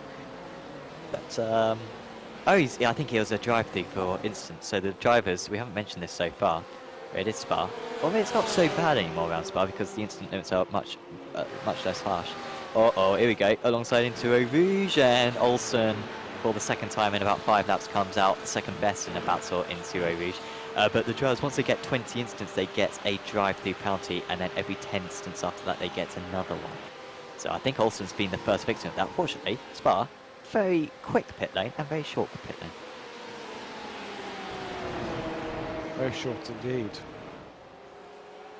The trouble with all being Porsches is that they're all going to be strong and it's weak in the same parts of the circuit. It all comes down to driver ability to get yourself up for these rankings. Time is so starting to run out. 20 minutes remaining. By the way, thanks to everyone who's tuned in so far. We've had about 90 of you watching right now. Very much appreciate it. Hopefully you're enjoying the stream and yeah, enjoying some of these studio broadcasts as well. Still got 11 more of these to go. And I think it's just going to get better and better as the season goes on. No race next week, but we will be back in 2 weeks' time. And that will be completely different. I think we're going to see far less Porsches out there. Going to be lots of car changes for that round. And it's going to be almost a completely different category because the GT3 cars are having a complete overhaul. So this is almost a preliminary race before we get into the next 11 rounds because, well, they may as well be driving a different classification of cars in this round of the championship. Still tight, can you believe it? 40 minutes of racing. Still under a second, separating our top two. Schwartz, well, that's so much of early on. But Lang, once he got ahead, he has remained there. Including through the round of pit stops too. It's a cracking result. Right now for Lang, if he can bring this one home, all the impetus is on Schwartz to get this one right and to close in and to catch up. He is 8 tenths behind. Should have made that more closer to 9th. But it is coming down and down and down. Poor lap there for Schwartz, wasn't he? He lost 3 tenths. And it sort of put him on the cusp of the toe. He was a second behind, or 0.95 behind, as Arvidsson's got back past Martinson. So Arvidsson hasn't got that hasn't got damage after that contact with Herbinho earlier on. Good news for him, albeit he could receive a penalty for his involvement. Pai, who's got a clean car, he's on his comeback. Here we go, outside of Lecum. Oh, that's lovely stuff on the 154. He is past Venditti, and he's got Tricoli next up, 4 seconds up the road. I'm not sure if he'll be able to catch up to that, Oscar, but good recovery from him because his first half of the race was completely scrapped after having severe damage from an unseen incident. I think he just hit a curb earlier on, honestly, Tim. You think? Yeah, because it was just the front. Well, I know he didn't lose any time. It was just all of a sudden he seemed to have damage. Well, and lots of it too, let's not forget, Sam. Lots of it. Front and back. And the same thing with Olsen as well. He had a wrecked car as well, so lots of phantom damages out there, some scary ghosts out there tonight at Spa. Be interested to see what those contacts do in this new update that's coming. Of course, changes to the damage model as well. It's going to be as good. Any time will tell. Any time will tell. Three-bay battles racing right now, Trani in the middle of things. Adjacent, that's Jensen Adjacent just behind him. This is what we want to see, Tim. Top 3 in the Pro-Am, batsing it out. No one else as well. I mean, we like to have big battles, but I wonder if these 3 will be the guys dominating the championship. Eutortus, good driver in the F4. I think he was a pro driver back in the F4, actually, was Eutortus. So he's very much on that cusp when it comes to iRacing. And then Trani, Joe, who we're not familiar with in 12th, and Jensen Adjenson's very experienced driver in the GTE Championship that we used to host in Apex Racing League, and did win the Amateur Championship one season. And Joe, who has improved a lot in the last 2 or 3 years. So a good shout for these guys being the top 3 throughout the season. Who's on board with Salvatore Trani there.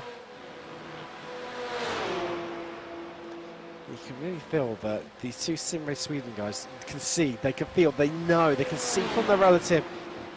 The guys ahead of them, they're getting away. So they're going to push each other right to the very end, literally push each other.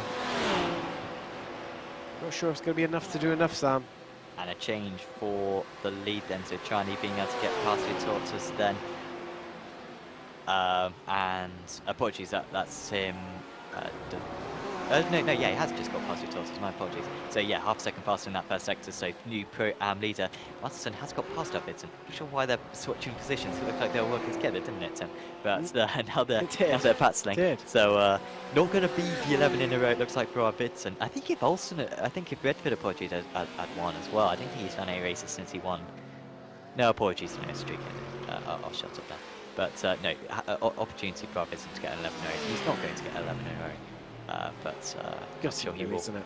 Who doesn't love a record being broken? Exactly. I'm sure he'll add to his tally later on in the season. Oh, I'm sure. I'm sure. I hope for your sake, Tim, seeing that he picks up to win the championship. Well, and also, you know, we've got what's happening at the end of these longer endurance 90-minute races. We've then got the 2 very short races.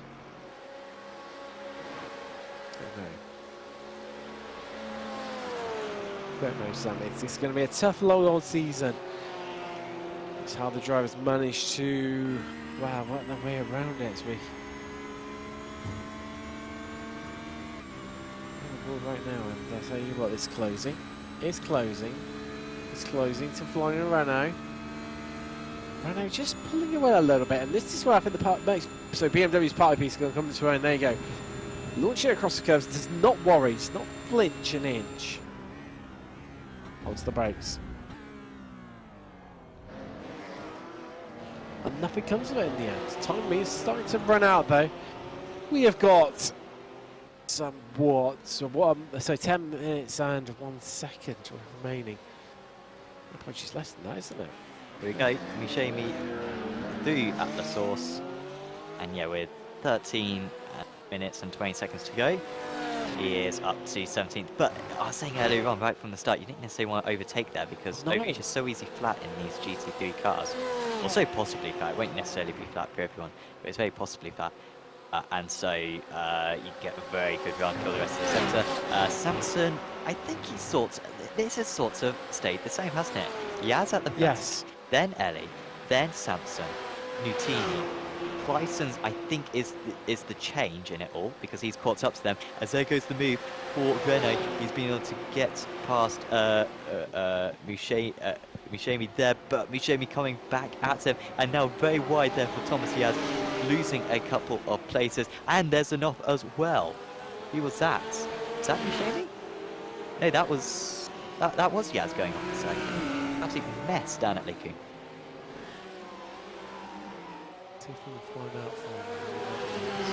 And Benjico Ellie as well getting overtaken by Samson. And Samson picking up the 1x by going super wide. Ooh, contact with Ellie. He got a bump behind. That was Nutini, who's now on our outside. We got 3 wide. Suddenly we see 2 cars coming from left and right. And Ellie's lost all those places. And great couple of corners there for David Sampson and PJ Claessens. What a move there. Left, right, and the centre losing it. Iverson and Martinson pushing this along, literally pushing it along. Yeah, he's far away, Sam, but just enough to maybe have 1, maybe 2 chances by closing up onto him. So, well, we're going to come. This lap will be already inside the last 10 minutes, Sam. Where has the time gone? Let's have a quick look through the standings. Is that into the pits as well? Tobias Glerum. He had that incredibly early stop, so he's going to need a top of fuel just to get himself home. Lang leads overall. Schwartz second. Macias is third up 7 places. Maritotion. So Martin's even. Because that's fourth, but that's now been displaced by his teammates. Just out to one of, we might soon move actually here. Adjinson's. Chinese getting away from these guys. Adjinson's has to pass Your Tortoise leading the Browns for most of this race. But he hasn't got the pace of his rivals here, as Adjinson's keeping part of his car alongside. Again, great respect. They keep such a problematic corner, but these guys have treated it with so much respect so far tonight by always leaving a car's width whenever possible, but Adjinson's unable to get past, and they're going to be caught by Tobias Olsen any moment now. A shout out to one of our sponsors, Apex Racing Academy, and also Virtual Racing School as well, because with the GT3s changing, a lot of the setups are going to be transformed for those cars. The setups that iRacing have already said that exist already, they will be changed. They will not be eligible anymore to race these cars, and so really getting signed up to a setups a provider is absolutely essential if you are a GT3 driver at the moment. So do check out both Apex Racing Academy and Virtual Racing School. You offer setups along with so much more as well. Group coaching sessions and solo coaching sessions, along with telemetry as well, provided at least by Virtual Racing School. So do check out those two. There are links to them in the description below. Schwartz, we were half ruling him out. Or at least I will confess. However, he gained by 0.4 of a second in sector 1 on that last lap, and across the lap he gained by 1/10.5. He's gaining a little bit, and he's right back in the slipstream range with plenty of time in this race. Bit by bit, so. Name of the game round here. 10th covering your top 3. Lang, Schwartz. We just need to be a little bit careful. Just having a bit of a look.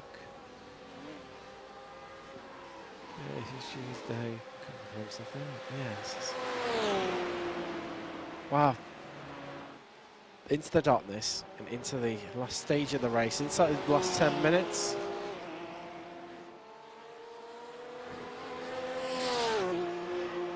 Still to play for.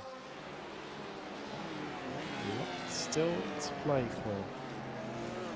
This is Schmerich, who was ran well early on, led Am, but just the pit strategy didn't work out for him because. Oh, Ellie's had an issue. Ooh. Ellie has crashed, and he's actually no apologies. He came into the pits, so I don't think it was a crash. I think he just came to the pits. He came to a stop very quick. I mean, why did he stop though? If it was a drive through, but it was such a short. I think he stopped. Mind you, I think he stopped right at the start. Wow. Awesome. It's Lacombe, it's too wide, and it involves a Porsche. How many times have we said that today, Sam? How many times? Yeah, fair few. How many Porsches have we got out there? Must be 70% of the field, particularly in the pros, absolutely dominating the category. Also managing to get past your Tortoise and all of that. Also, we were seeing Glarham getting past Cooper, come back from Glarham after having to take an extra pit stop. I guess Olsen has darted his way through the back markers. Haven't played too much of a role. Very long circuit, obviously, this bar track, and one that everyone knows very well. So everyone's going to be a fair bit closer than somewhere like Kota, for example, where 90% of the you can't stand to drive more than 5 laps. It's always great racing here, Sam, isn't there? So I think that's just why it's so highly used. That's why everyone knows so much and loves it so much. But I was wondering, Sam, whether Arvidsson and Martinson would push each other along to close gap into Rios. Well, there's a teammate, Tobias Olsen. Well, that's a bit of a wide line, to say the least. Bumbles it across the curb. Doesn't even take too much curb, maybe on the inside, yeah, and that counteracts it. And Jensen Adrianson says, thank you very much, I'm off, see you later, Tobias. Heads off the road. He actually pulled away on that lap, didn't he, Jensen? So Tobias isn't finding this one easy to get past, unlike pretty much all the other drivers he's overtaken since that setback early on. By the way, Zanon, leader of the AM drivers, Daniel Zanon, another Italian driver for 3D Rap Squadra Corsa. They are having a good race, is that team at the moment, with Moira, of course, up in 3rd position. And then second place in the ads is Dominic Smerek, who led for most of the way. I'm not sure what happened to Smerek, but his last lap at least was very poor. Only a 2:19. That's about a second off the pace from what you'd expect from him. And so maybe he had a bit of a setback. Gasparini is catching up to him a bit. Should be safe, but Zanon comfortably leader of the AM drivers. Looking to even put a move on Thomas Yaz as well, who we saw have issues at the Coombe earlier on, if I recall correctly. Moving through the gears. Moving through the field. That's another place for the Italian. On the brakes at the inside. Thank you very much. I am off. See you later, Thomas Jazz. Oh, had the best of races, to be fair. He's down 3 places from where he started. Where is he? Where is he? This is so hard to tell, isn't it, Sam? Yeah, it doesn't help that it's dark either. Well, that is very true. Whose idea was this? I'm the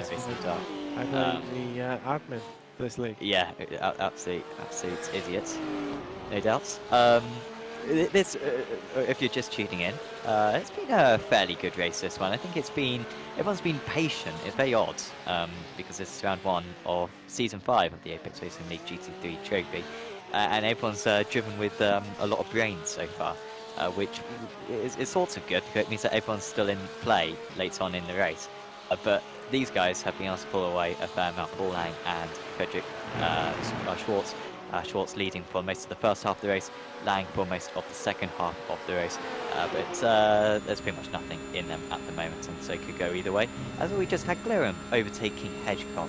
Hedgecock, very consistent performance, very good drive actually from the Altitude Esports driver. And even though, if he ends like this, I think he'll be a little bit frustrated. Because when you've got no one behind you and yet 4 drivers within a second in front of you, you always feel like, yeah, I could have got a bit more out of that result. You believe it? Where has the time gone? We have got 4 minutes left on the clock here from Spa. Just looking at where the leaders are. I think, what, they're going to have 2 more laps after this one? They're, what, roughly just over halfway around the lap, Sam.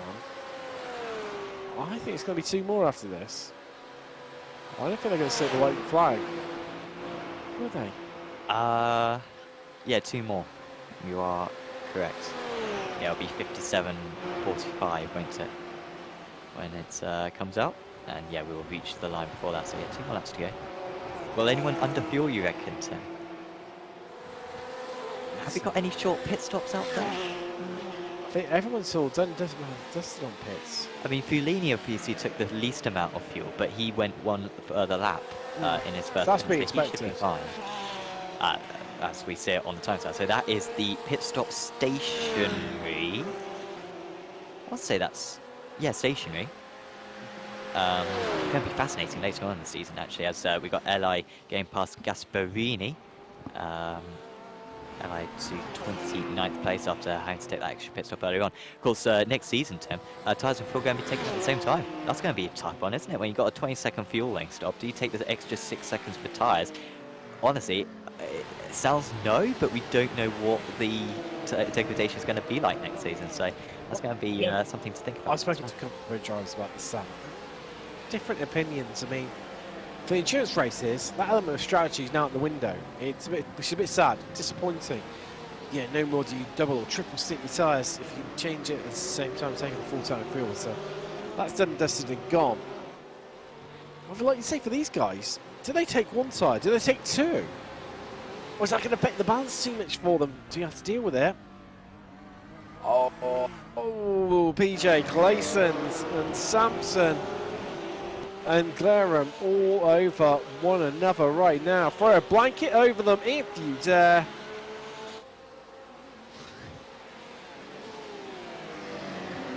What a pinion angle that is. Tucked down on the inside, and Lasource as well. This is gonna, if someone doesn't calm down here, someone's gonna end up hurt. Hopefully it's none of them. Robbie Glerum manages to get out ahead of them, and it's Clarence and Sampson. Claessens now up to 31 places. Actually, he's looking in this as well. And well, here we go. Oh, bump draft. Well, that's a different tactic, isn't it? One way to keep yourself up, and the car in front of you ahead. But I tell you what, he's a wily old fox, that David Sampson. He saw that coming a mile off. But he needs to be careful because the Cini is right behind all of them. And to be fair, they're backing themselves right up here, Sam. Hedgecock's joined the party. If they are not careful and they start scrapping, Cooper is in 22nd. He's going to want a piece of the action. Wow, that was... Wow. It's tight, and then there's that. Yeah. That was a little bit out of nowhere. I did not expect that to see that car on the apex as we did. As we are moving on to the white flag of the race, well, Friedrich Schwarz, if you've got anything up your sleeve, now's the time to deliver it. I don't think he's got any sleeves, though, honestly. I think he's I'd say, Sam. LeCun. And the other one is into the bus stop. Well, he needs to get close first. He's 9/10 back. Well, oh, he's lost 3 tenths. Yeah, it was 6 tenths. Yeah, it was 6. So he lost 0.07. I think, honestly, I think Lang's just been the slightly faster driver. We've seen Schwarz sort of ebb and flow. He's driven well to get it back down to half a second at times. It was up at about a second at one point, as Jeremy Roulard has had a issue out there. But yeah, he's driven well for Schwarz to keep in touch. But on the most part, Lang's just had enough pace because, at least as far as I'm aware, it's an advantage to be following driver around this circuit because of the long straights. And Schwarz has barely been able to keep up so far. As yeah, there is Rouleau. He was ahead of Pi. He's lost out to Pi and to Venditti just a moment ago. I think he went wide at the source. So good race for wow. Wow, that was Albert's nice speed again. I expected to see an angry flash of the lights there, but even say Pi ahead of Venditti. Oh, hold tight everyone, because we've not got long left in this lap. And not long left of this race. You've got to give it everything you've got. You're running out of opportunities, but don't forget, this is round 1 of a long season, a 12-round season. Oh, it's very close for the lead. Well, I think Schwarz has been able to do it. I think he's done it, Sam. I think, is he running out of fuel, Lang? Because he's lost so much time on this lap. He lost 9/10 of a second through sector 3. That's like the middle part of the lap. So, awful news there for Paul Lang. Has he made a mistake after just being perfect for over an hour? He's all of a sudden lost it at the end, but he's coming back to him. He is, Sam. I can't wait. What is it, you know, trying to put himself behind so they can have a lunch, but he's too far back, Sam. He can't make a lunch here into the bus stop. No heroics, as Schwarz is going to hold on to this, as Schwarz is going to claim the first victory of the season here from Spa, but it's going to be a run to the line as it's close. It's a 10th of the line between Schwarz and Lang. As close as you like, and there's still fighting going on up and down the field, as that is Tricoli there, having a run to the line with Fulagini is 2 Italians, and they finish a 10th apart. Pi's just got past Rolio in the background, but Rolio's just going to get past him. Oh, what's happened to... Did Pi make it across the line? Yeah, he has now. I think Pi... Did he run out of fuel? Yeah, I think Pi ran out of fuel on the last corner. Yeah, look, he's going incredibly slowly there. He's on the right-hand side of your screen. As we look back through the field, still so many positions. Wow. And so, of course, the top 2 are teammates, Schwarz and Lang. So, interesting one there. So, I guess Lang let past Schwarz on that last lap. I can't wait on that, Sam. Why would he, though? Yeah, because I feel like he earned that position, didn't he? He earned going ahead. Is it a... You qualified in front of me, so... You can have the place back? Does it make any sense?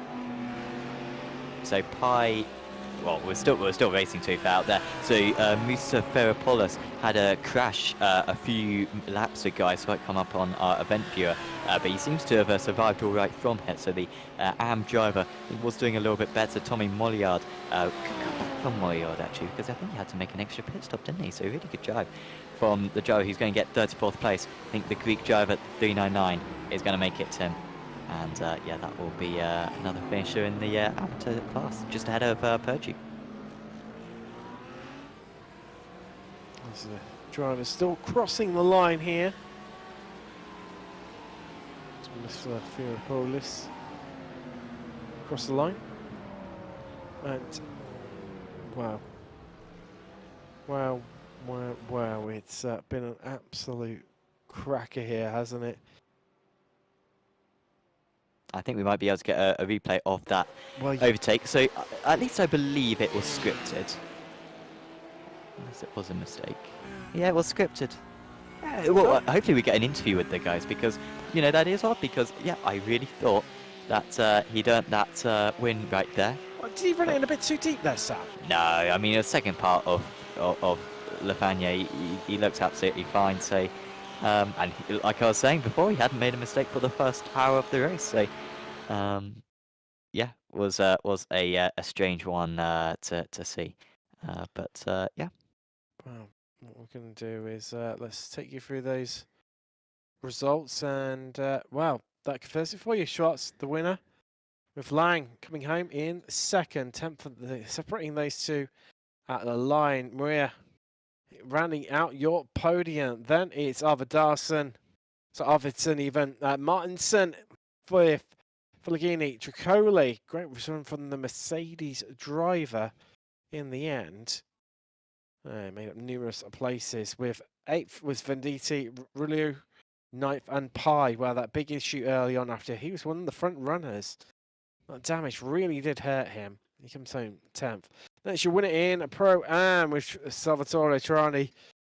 Then it's Olsen. Then it's 2nd and 3rd in Pro-Am. And it's Adrianson and Justizutas, with Drysdale 4th and just behind them in the end. Then Renault, Glerum, PJ Claessens. He had an absolute blinder, did the Belgian driver, making place after place after place. He's an absolute flyer. 25 places in the end. A stunning result from him. Then we have got Samson, Nassini, Hedgecock. He was involved in some cracking fights today. Cooper just behind him in 22nd, with your winner in Am. It's Daniel Zanon, the Italian. Well, 1 minute behind the leader. It's Thomas Yaz, Bisigali, Randazzo, Gabriele Early. Up to 28th. And then 29th is 2nd in Am, Gasparini, with Zudovic running out your top 30. Then Semerich, who really controlled Am for so much of the race, but ends up last place on the podium. Not too sure what's happened there. Pizarris, Engelhardt, then Moriord, Pagani, Musafiropolis. Still love that name. 36, Pedro and Ficato up to 38th. There, Luke Hobson, last driver on the lead lap, in 39th. Mystic, Clist, Nevery, Groves, all 1 lap down. And then 2 laps down was Paul Collishaw and Jorge Santos. Then we're starting into the retirements here because we lost 5 laps ago. 6 laps ago, we lost Mr. Mecki and Russell, taking up to 48th. And then Christoph Herber now. Another big victim, big name, big victim, your reigning champion. Lost him 11 laps ago, 17 laps ago, coming in 50th. It was Chris Gooch. Then Will Redford, another one of the big names. 51st with Aaron Wright. We lost him lap 21. Murray, well, he qualified extremely well, but only made it through 2 laps after a big issues with Yori Matheson, Jay Walsh and Jackie Chalmers rounding out your field. Unfortunately, Chalmers didn't even make it past the first lap. We're going to head to a quick break. We'll see you on the other side, where we're back in the studio and chatting to some of our drivers.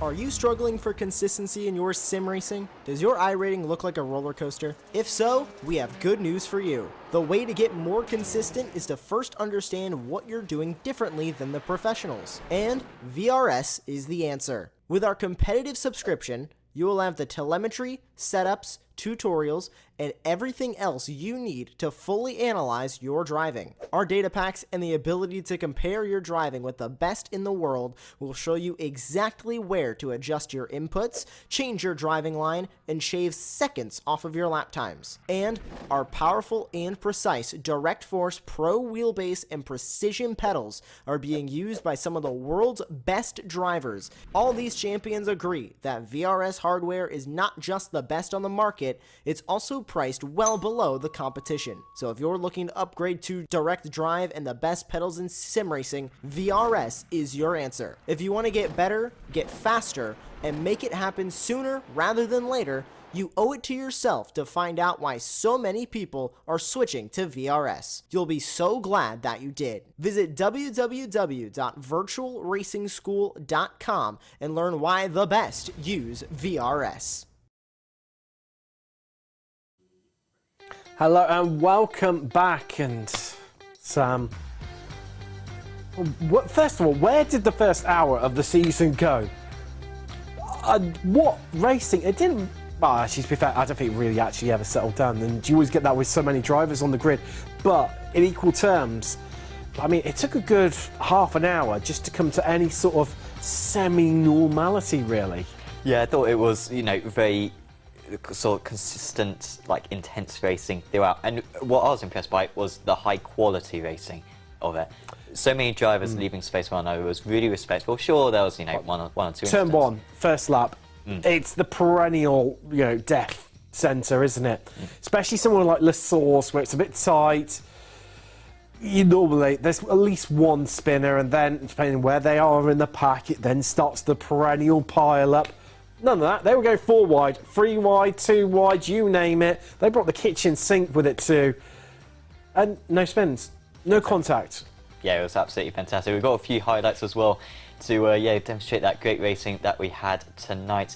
And some brilliant moves. I think maybe this was Will Redford. I think a little bit earlier on in the race we had that big pack of drivers in the early stage of the event, and it was really looking like we could have 7 or 8 drivers kind of battle for the race win. And this was on one of the Sim Racing Sweden drivers, in fact, going down into Lake Coombe. And it was a disappointing race in the end for Redford, wasn't it? And that was the little bit of contact that sent him back in the order. Didn't crash right there, Redford, but then he was involved in another incident. Well, it's that rejoin there. I think you might have just missed it there, Sam, as you looked away. Well, it was so close to catching, Max Martinson. Not too sure, but so this is on board with, I'm trying to see who that is, I'm guessing. I think this is same replay. Just different angle. Correctly. And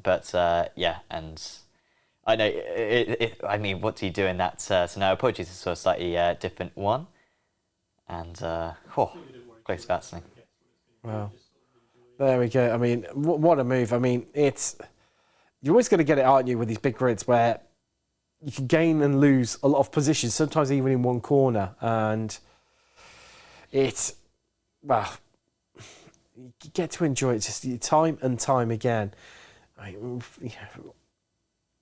I mean, just how close are they there? I mean, obviously you can physically see, but at times, people following each other for corner after corner within a couple of attempts of the bumper of the car in front of them.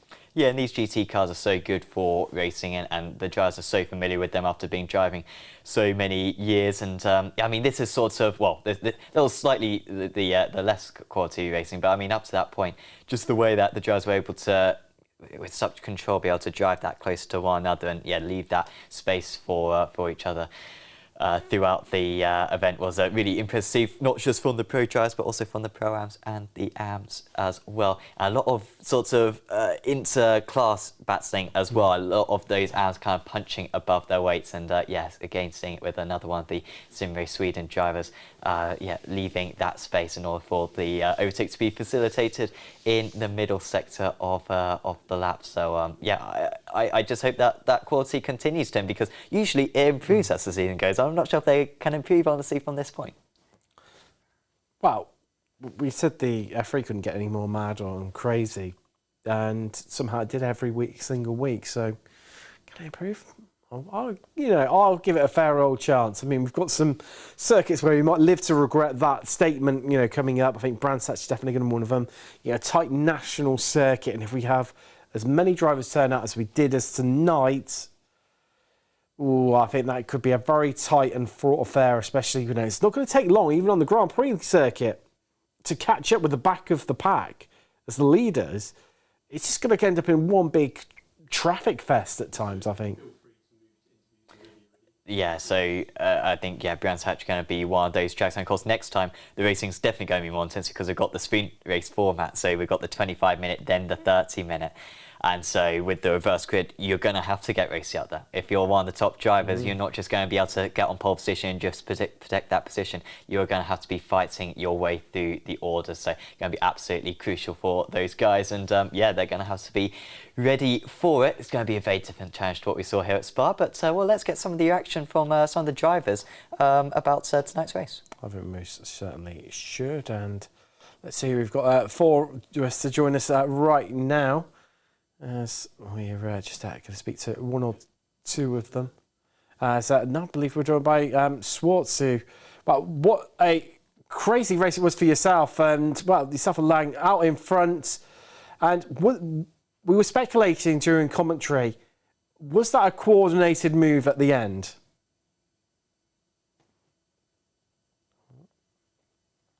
Oh, there's 1 or 2 technical difficulties. Can't quite hear them here in the studio right now. But I mean, it did seem a little bit coordinated, didn't it? It'd be interesting to see their reaction shortly as to whether it was or not. But yeah, just sort of revisiting that really. It was a bit of a strange one, wasn't it? I mean, it was close between the pair of them. Whichever one was, Lang led for a while, Schwartz led for a bit.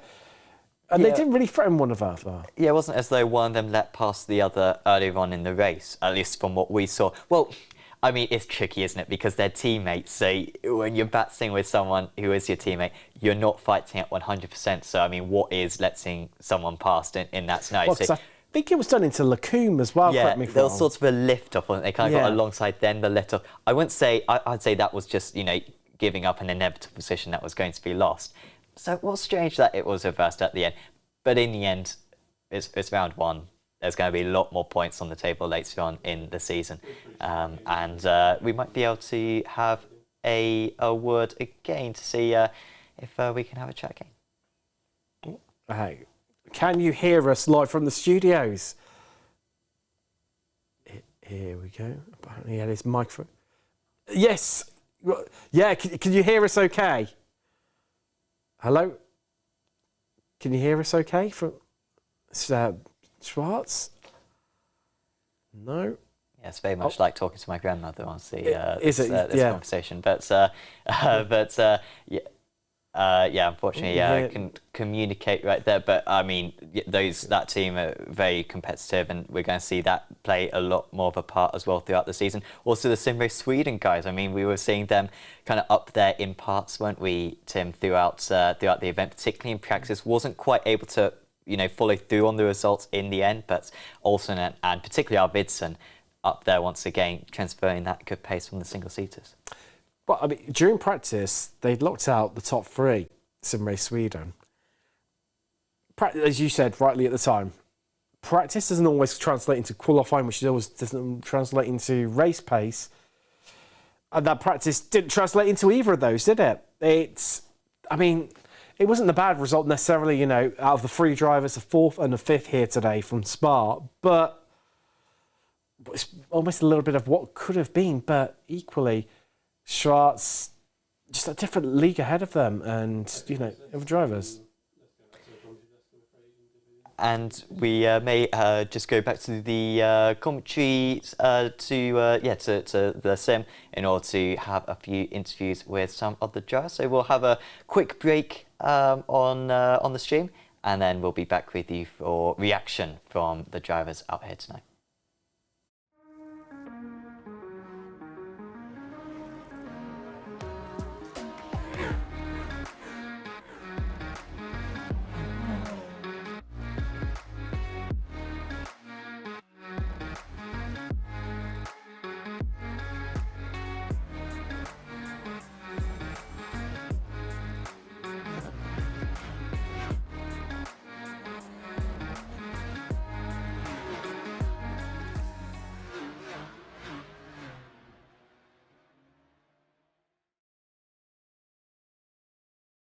Hear them. Like, I had to open up the broadcast on YouTube to hear what they said. Welcome back, and we're now joined by Frederick Schwartz. And well, Frederick, we were debating during the race, whether it was a coordinated move between yourself and your teammate there to swap places on the last lap, or was it an actual racing overtake? Well, I think it's normal for teammates to not go at each other quite hard. And of course, Paul and me were in communication with each other. And I think it's quite normal. Or we spoke to each other and said the guy that finished in P1 in quali and led the front of the race should be the one finishing in P1. So, but I think that's quite normal in a team that we kind of coordinate to that, so that we don't do a mistake and hit each other and kill our race. That's how we sort of envisaged it. And, you know, we thought how that's how you know had occurred, but we weren't quite sure. You know, the first when you swapped around first time, it seemed you know it could be like a fair overtake, one of those things you know that happens. And then on the final lap, we weren't too sure because it whether Lang would run wide and allowed yourself through, or whether you know you sort of had a bit of a pre-agreement of. Obviously, where you started on pole, that you should have it. Yeah, we had this kind of pre-agreement, and like when I let him through the first time, it was purely tactical because we were in a group, tried to get the gap to P3 and P4, and I was running P1 until that point, so I couldn't fuel save at all. So we swapped around. I mean, that's kind of a tactical move that is used. Working together to pull away from the rest of the pack. Exactly. I mean, what a cracking start for Race Anywhere Sim Sport. 1-2 from the first round. Is this the first of many throughout the season? Well, we hope that. We set us the goal to start on a high first in the first race. Well, Unfortunately, our first driver wasn't available today. I think he was even faster than me, so I think we might have been able to do a 1-3 if the race would have panned out like this. But yeah, definitely we that's what we envisioned, that what we had in our mind. I was kind of surprised in quali because normally I'm not that good of a qualifier. But I guess a lot of people had struggles with these 55 cars or 60 cars on track, finding a good spot to do a clean lap. So yeah, that was quite surprising for me. That we had good race pace was kind of obvious for Paul and me. So yeah, but this is definitely how we wanted to start the season. Definitely. Well, congratulations, Frederick. We shall let you go now. That's Frederick Schwartz of Race Anywhere SimSport who took the victory here today from Spa. Sam, who have you managed to rustle up for have a bit of a chat with? We have got the second place man, Lang, with us. Paul, can you hear us all right? Yes, I can hear you all right. Awesome. Well, congratulations. Brilliant results out there. Be honest with us. I know there was a bit of an agreement. We were just chatting with your teammate before then. Was it a little bit tempting though to keep the race win for yourself on that last lap? Because I mean, it looked like you and Frederick deserved it just as much as one another. Yeah, I mean, we were discussing it for like the second half of the race, pretty much. Who's gonna win and who's gonna take the finish line?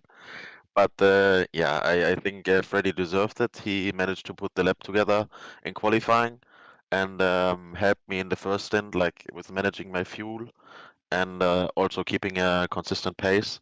So I think in the end he really deserved it, and yeah, that's why I gave it to him, kinda. Well, it's great to see such good teamwork out there, particularly in those early stages. I mean, this race feels a little bit odd because next week, or next round at least, the cars are going to be completely different. I mean, what are your thoughts towards those car changes? Are you looking forward to the GT3's getting a vehicle? Yeah, I think everyone right now is of the opinion that the Porsche is like by far the best car on pretty much any track.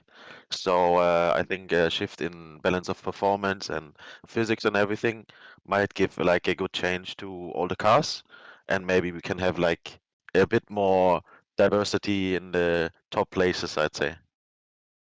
Definitely. Well, thanks very much for coming and having a chat with us, Paul. Is there anyone you'd like to give a shout out to? Yeah. Firstly, I'd like to thank Race Anywhere for the support, and also my teammate Freddy, who did an amazing job, but also Will, who couldn't drive today, but is also on our roster. So he helped us massively in the practice, and yeah, huge shout outs to these guys. Awesome. Well, thanks for joining us, Paul, and best of luck for 2 weeks' time. Thank you. Ciao, ciao. Well, should we have another bit of a chat to another one of our drivers, sir? And let's have a chat to Matthias Martinsson of SimRace Sweden Esports. Well, we saw in the Apex Racing League F3 Super Series how dominant you guys were.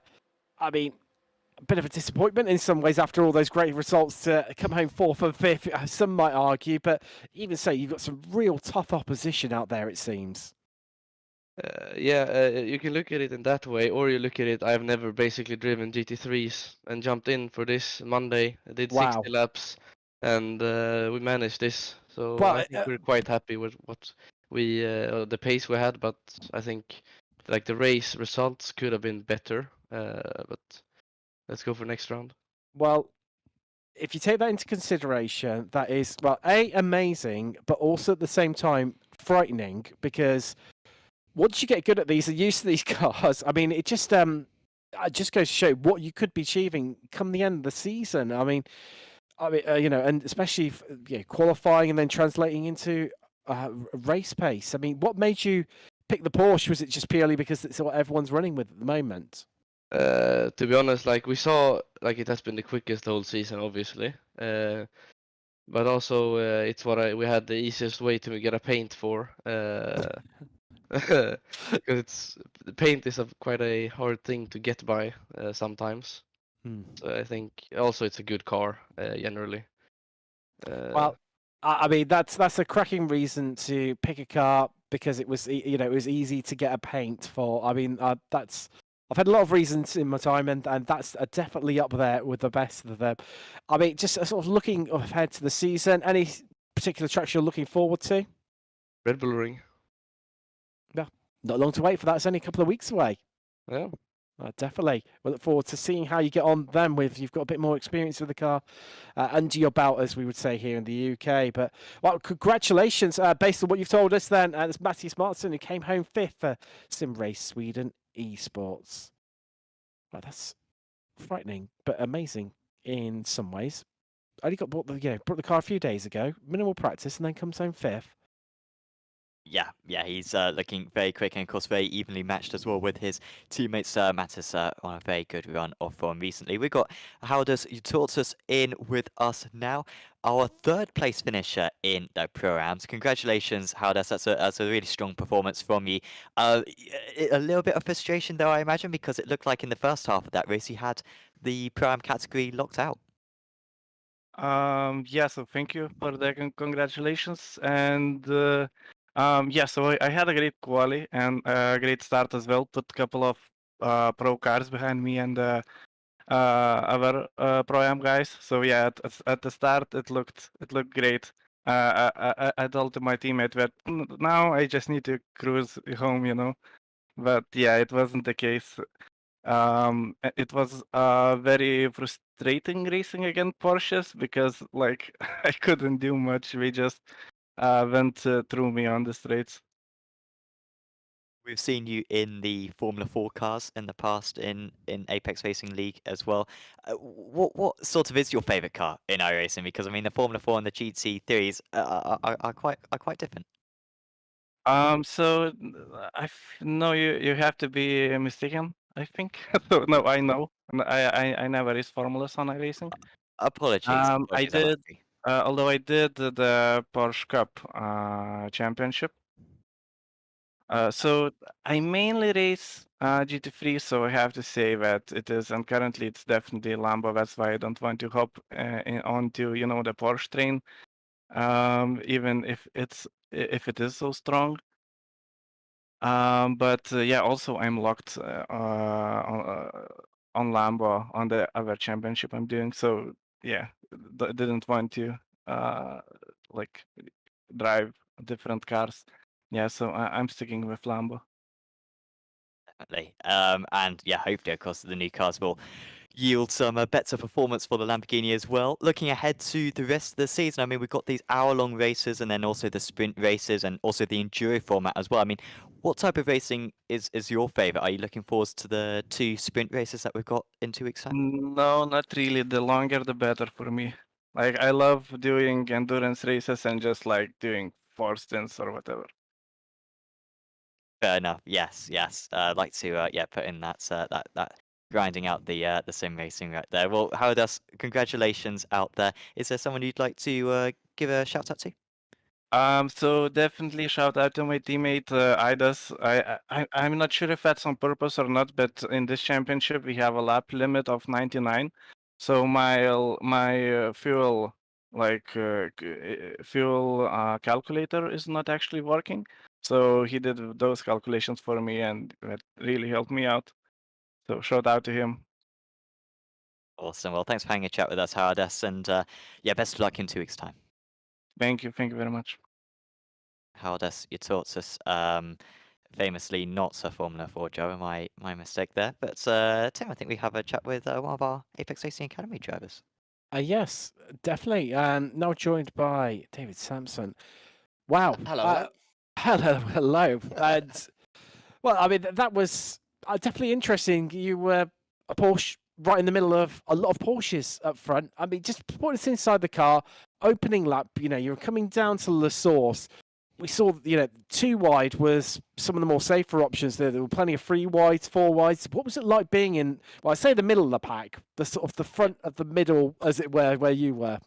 Yeah, well, it's catch-22, right? If I'm safe, then that means you can be sent on. So the strat was to be safe aggressive. You know, I have to appear to be aggressive. I need to be 2 wide a minimum because, yeah, you don't want to be coming into any of those first lap corners on your own because you're just inviting any opportunistic moves. So that was my target. I knew the tires would be cold. I knew I was running slightly lower wing than I wanted to on lap 1 because of my position, but I needed it, you know, to fend off any attacks. And yeah, it worked out. Lap 1 was safe, but again, the aim was appear aggressive, but I was being safe. And moving on from that, I mean, it just didn't seem, well, at least from the commentary brief, it didn't seem to let up for a lot of the race. You know, you were 2 wide, 3 wide into Lacombe, and, you know, battling throughout pretty much the entirety of the lap. I mean, it just didn't seem to let up for the entirety of the hour. Did you find any points of the race, even where it just looked a bit more manic and a bit more crazier, that you were able to sort of settle into a bit of a rhythm, or were you just constantly having to look in your mirrors or try and spot an overtaking mover? Yeah, it was tough because I did have a fuel target in mind, which went out the window as soon as I had to defend and attack every corner. So clutching in and rolling was not on my mind. It didn't let up, no. Obviously, I was super focused around the pit stop phase, looking around me what everyone was doing. I wanted to come out with some draft, so following someone in was the target. And once I locked onto someone's draft and he boxed, I boxed as well. And yeah, it worked perfectly because I came out. We had a good run.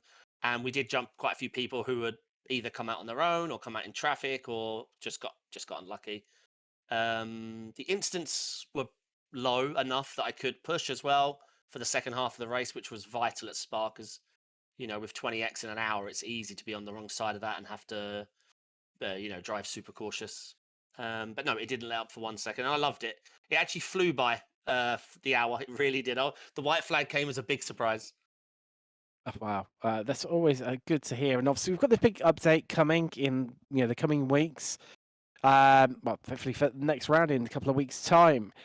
How do you think the envisage that's going to, you know, have to change in terms of your driving style? Do you think it's going to be quite a bit of learning this car all over again, or do you think it's not going to be too bad?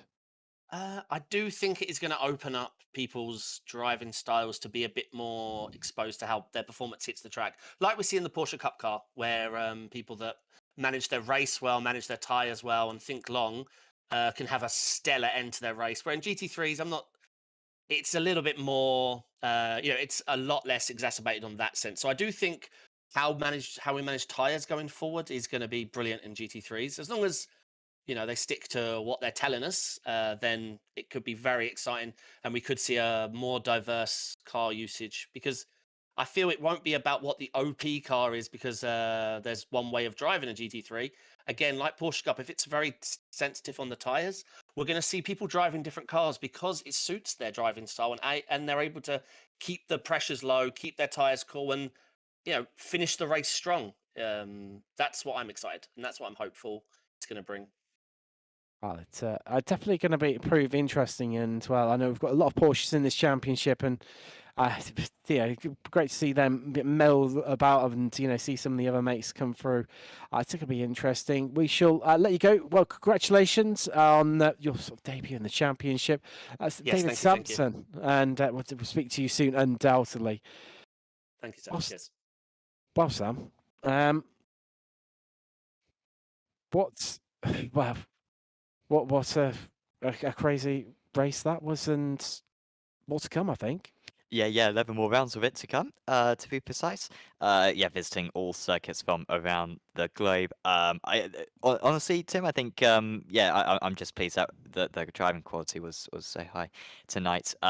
The pro class, I mean, honestly, Race Anywhere, neither of us put them as our favourites for the championship, but they have really come up with a big statement. But I can't stress this enough, the cars are going to be so different when it comes to 2 weeks' time at Red Bull Ring. So, this is an indication of what's going to come, but round 2 is going to be the starts of sort of the new cars, and I think we may learn even more from that race in 2 weeks' time. I think definitely the ball's going to be up in the air, and, well, it's going to be who can catch them and settle down and get into the groove with the new cars as quickly as possible. Are going to be those that come out on top. And well, don't forget to hit the like button and the subscribe button. Stay up to date with all of our latest broadcasts here at Apex Racing TV. And of course, every week, the late Apex. Myself and Sam on the sofa in the studio discussing all of the news stories from the week in sim racing. And well, this week, Sam sits down for a bit of a chat with pro sim racer Peter Berryman, talk about British F4 and IMSA and all the other good, exciting championships that Apex have been doing so well in recently. And also we talk about, all the latest Black Friday deals and how to snap one up for yourself within the sim racing world. But, well, it's been exciting. It's been drama. And we knew it'd be good from the start. We never knew just how quite good it could be. And then we had an hour of racing. And well, from the turn 1, when we went 4 wide, that just set the tone. It was electrifying. It was exciting. And with the top 2 finishing across the line, only set by a 10th, can it get any better? Well, we'll find out soon. Because in 2 weeks' time, we're off making the short trip to Austria, where we will be live from the studio as we head to the Red Bull Ring. Thanks so much. See you then.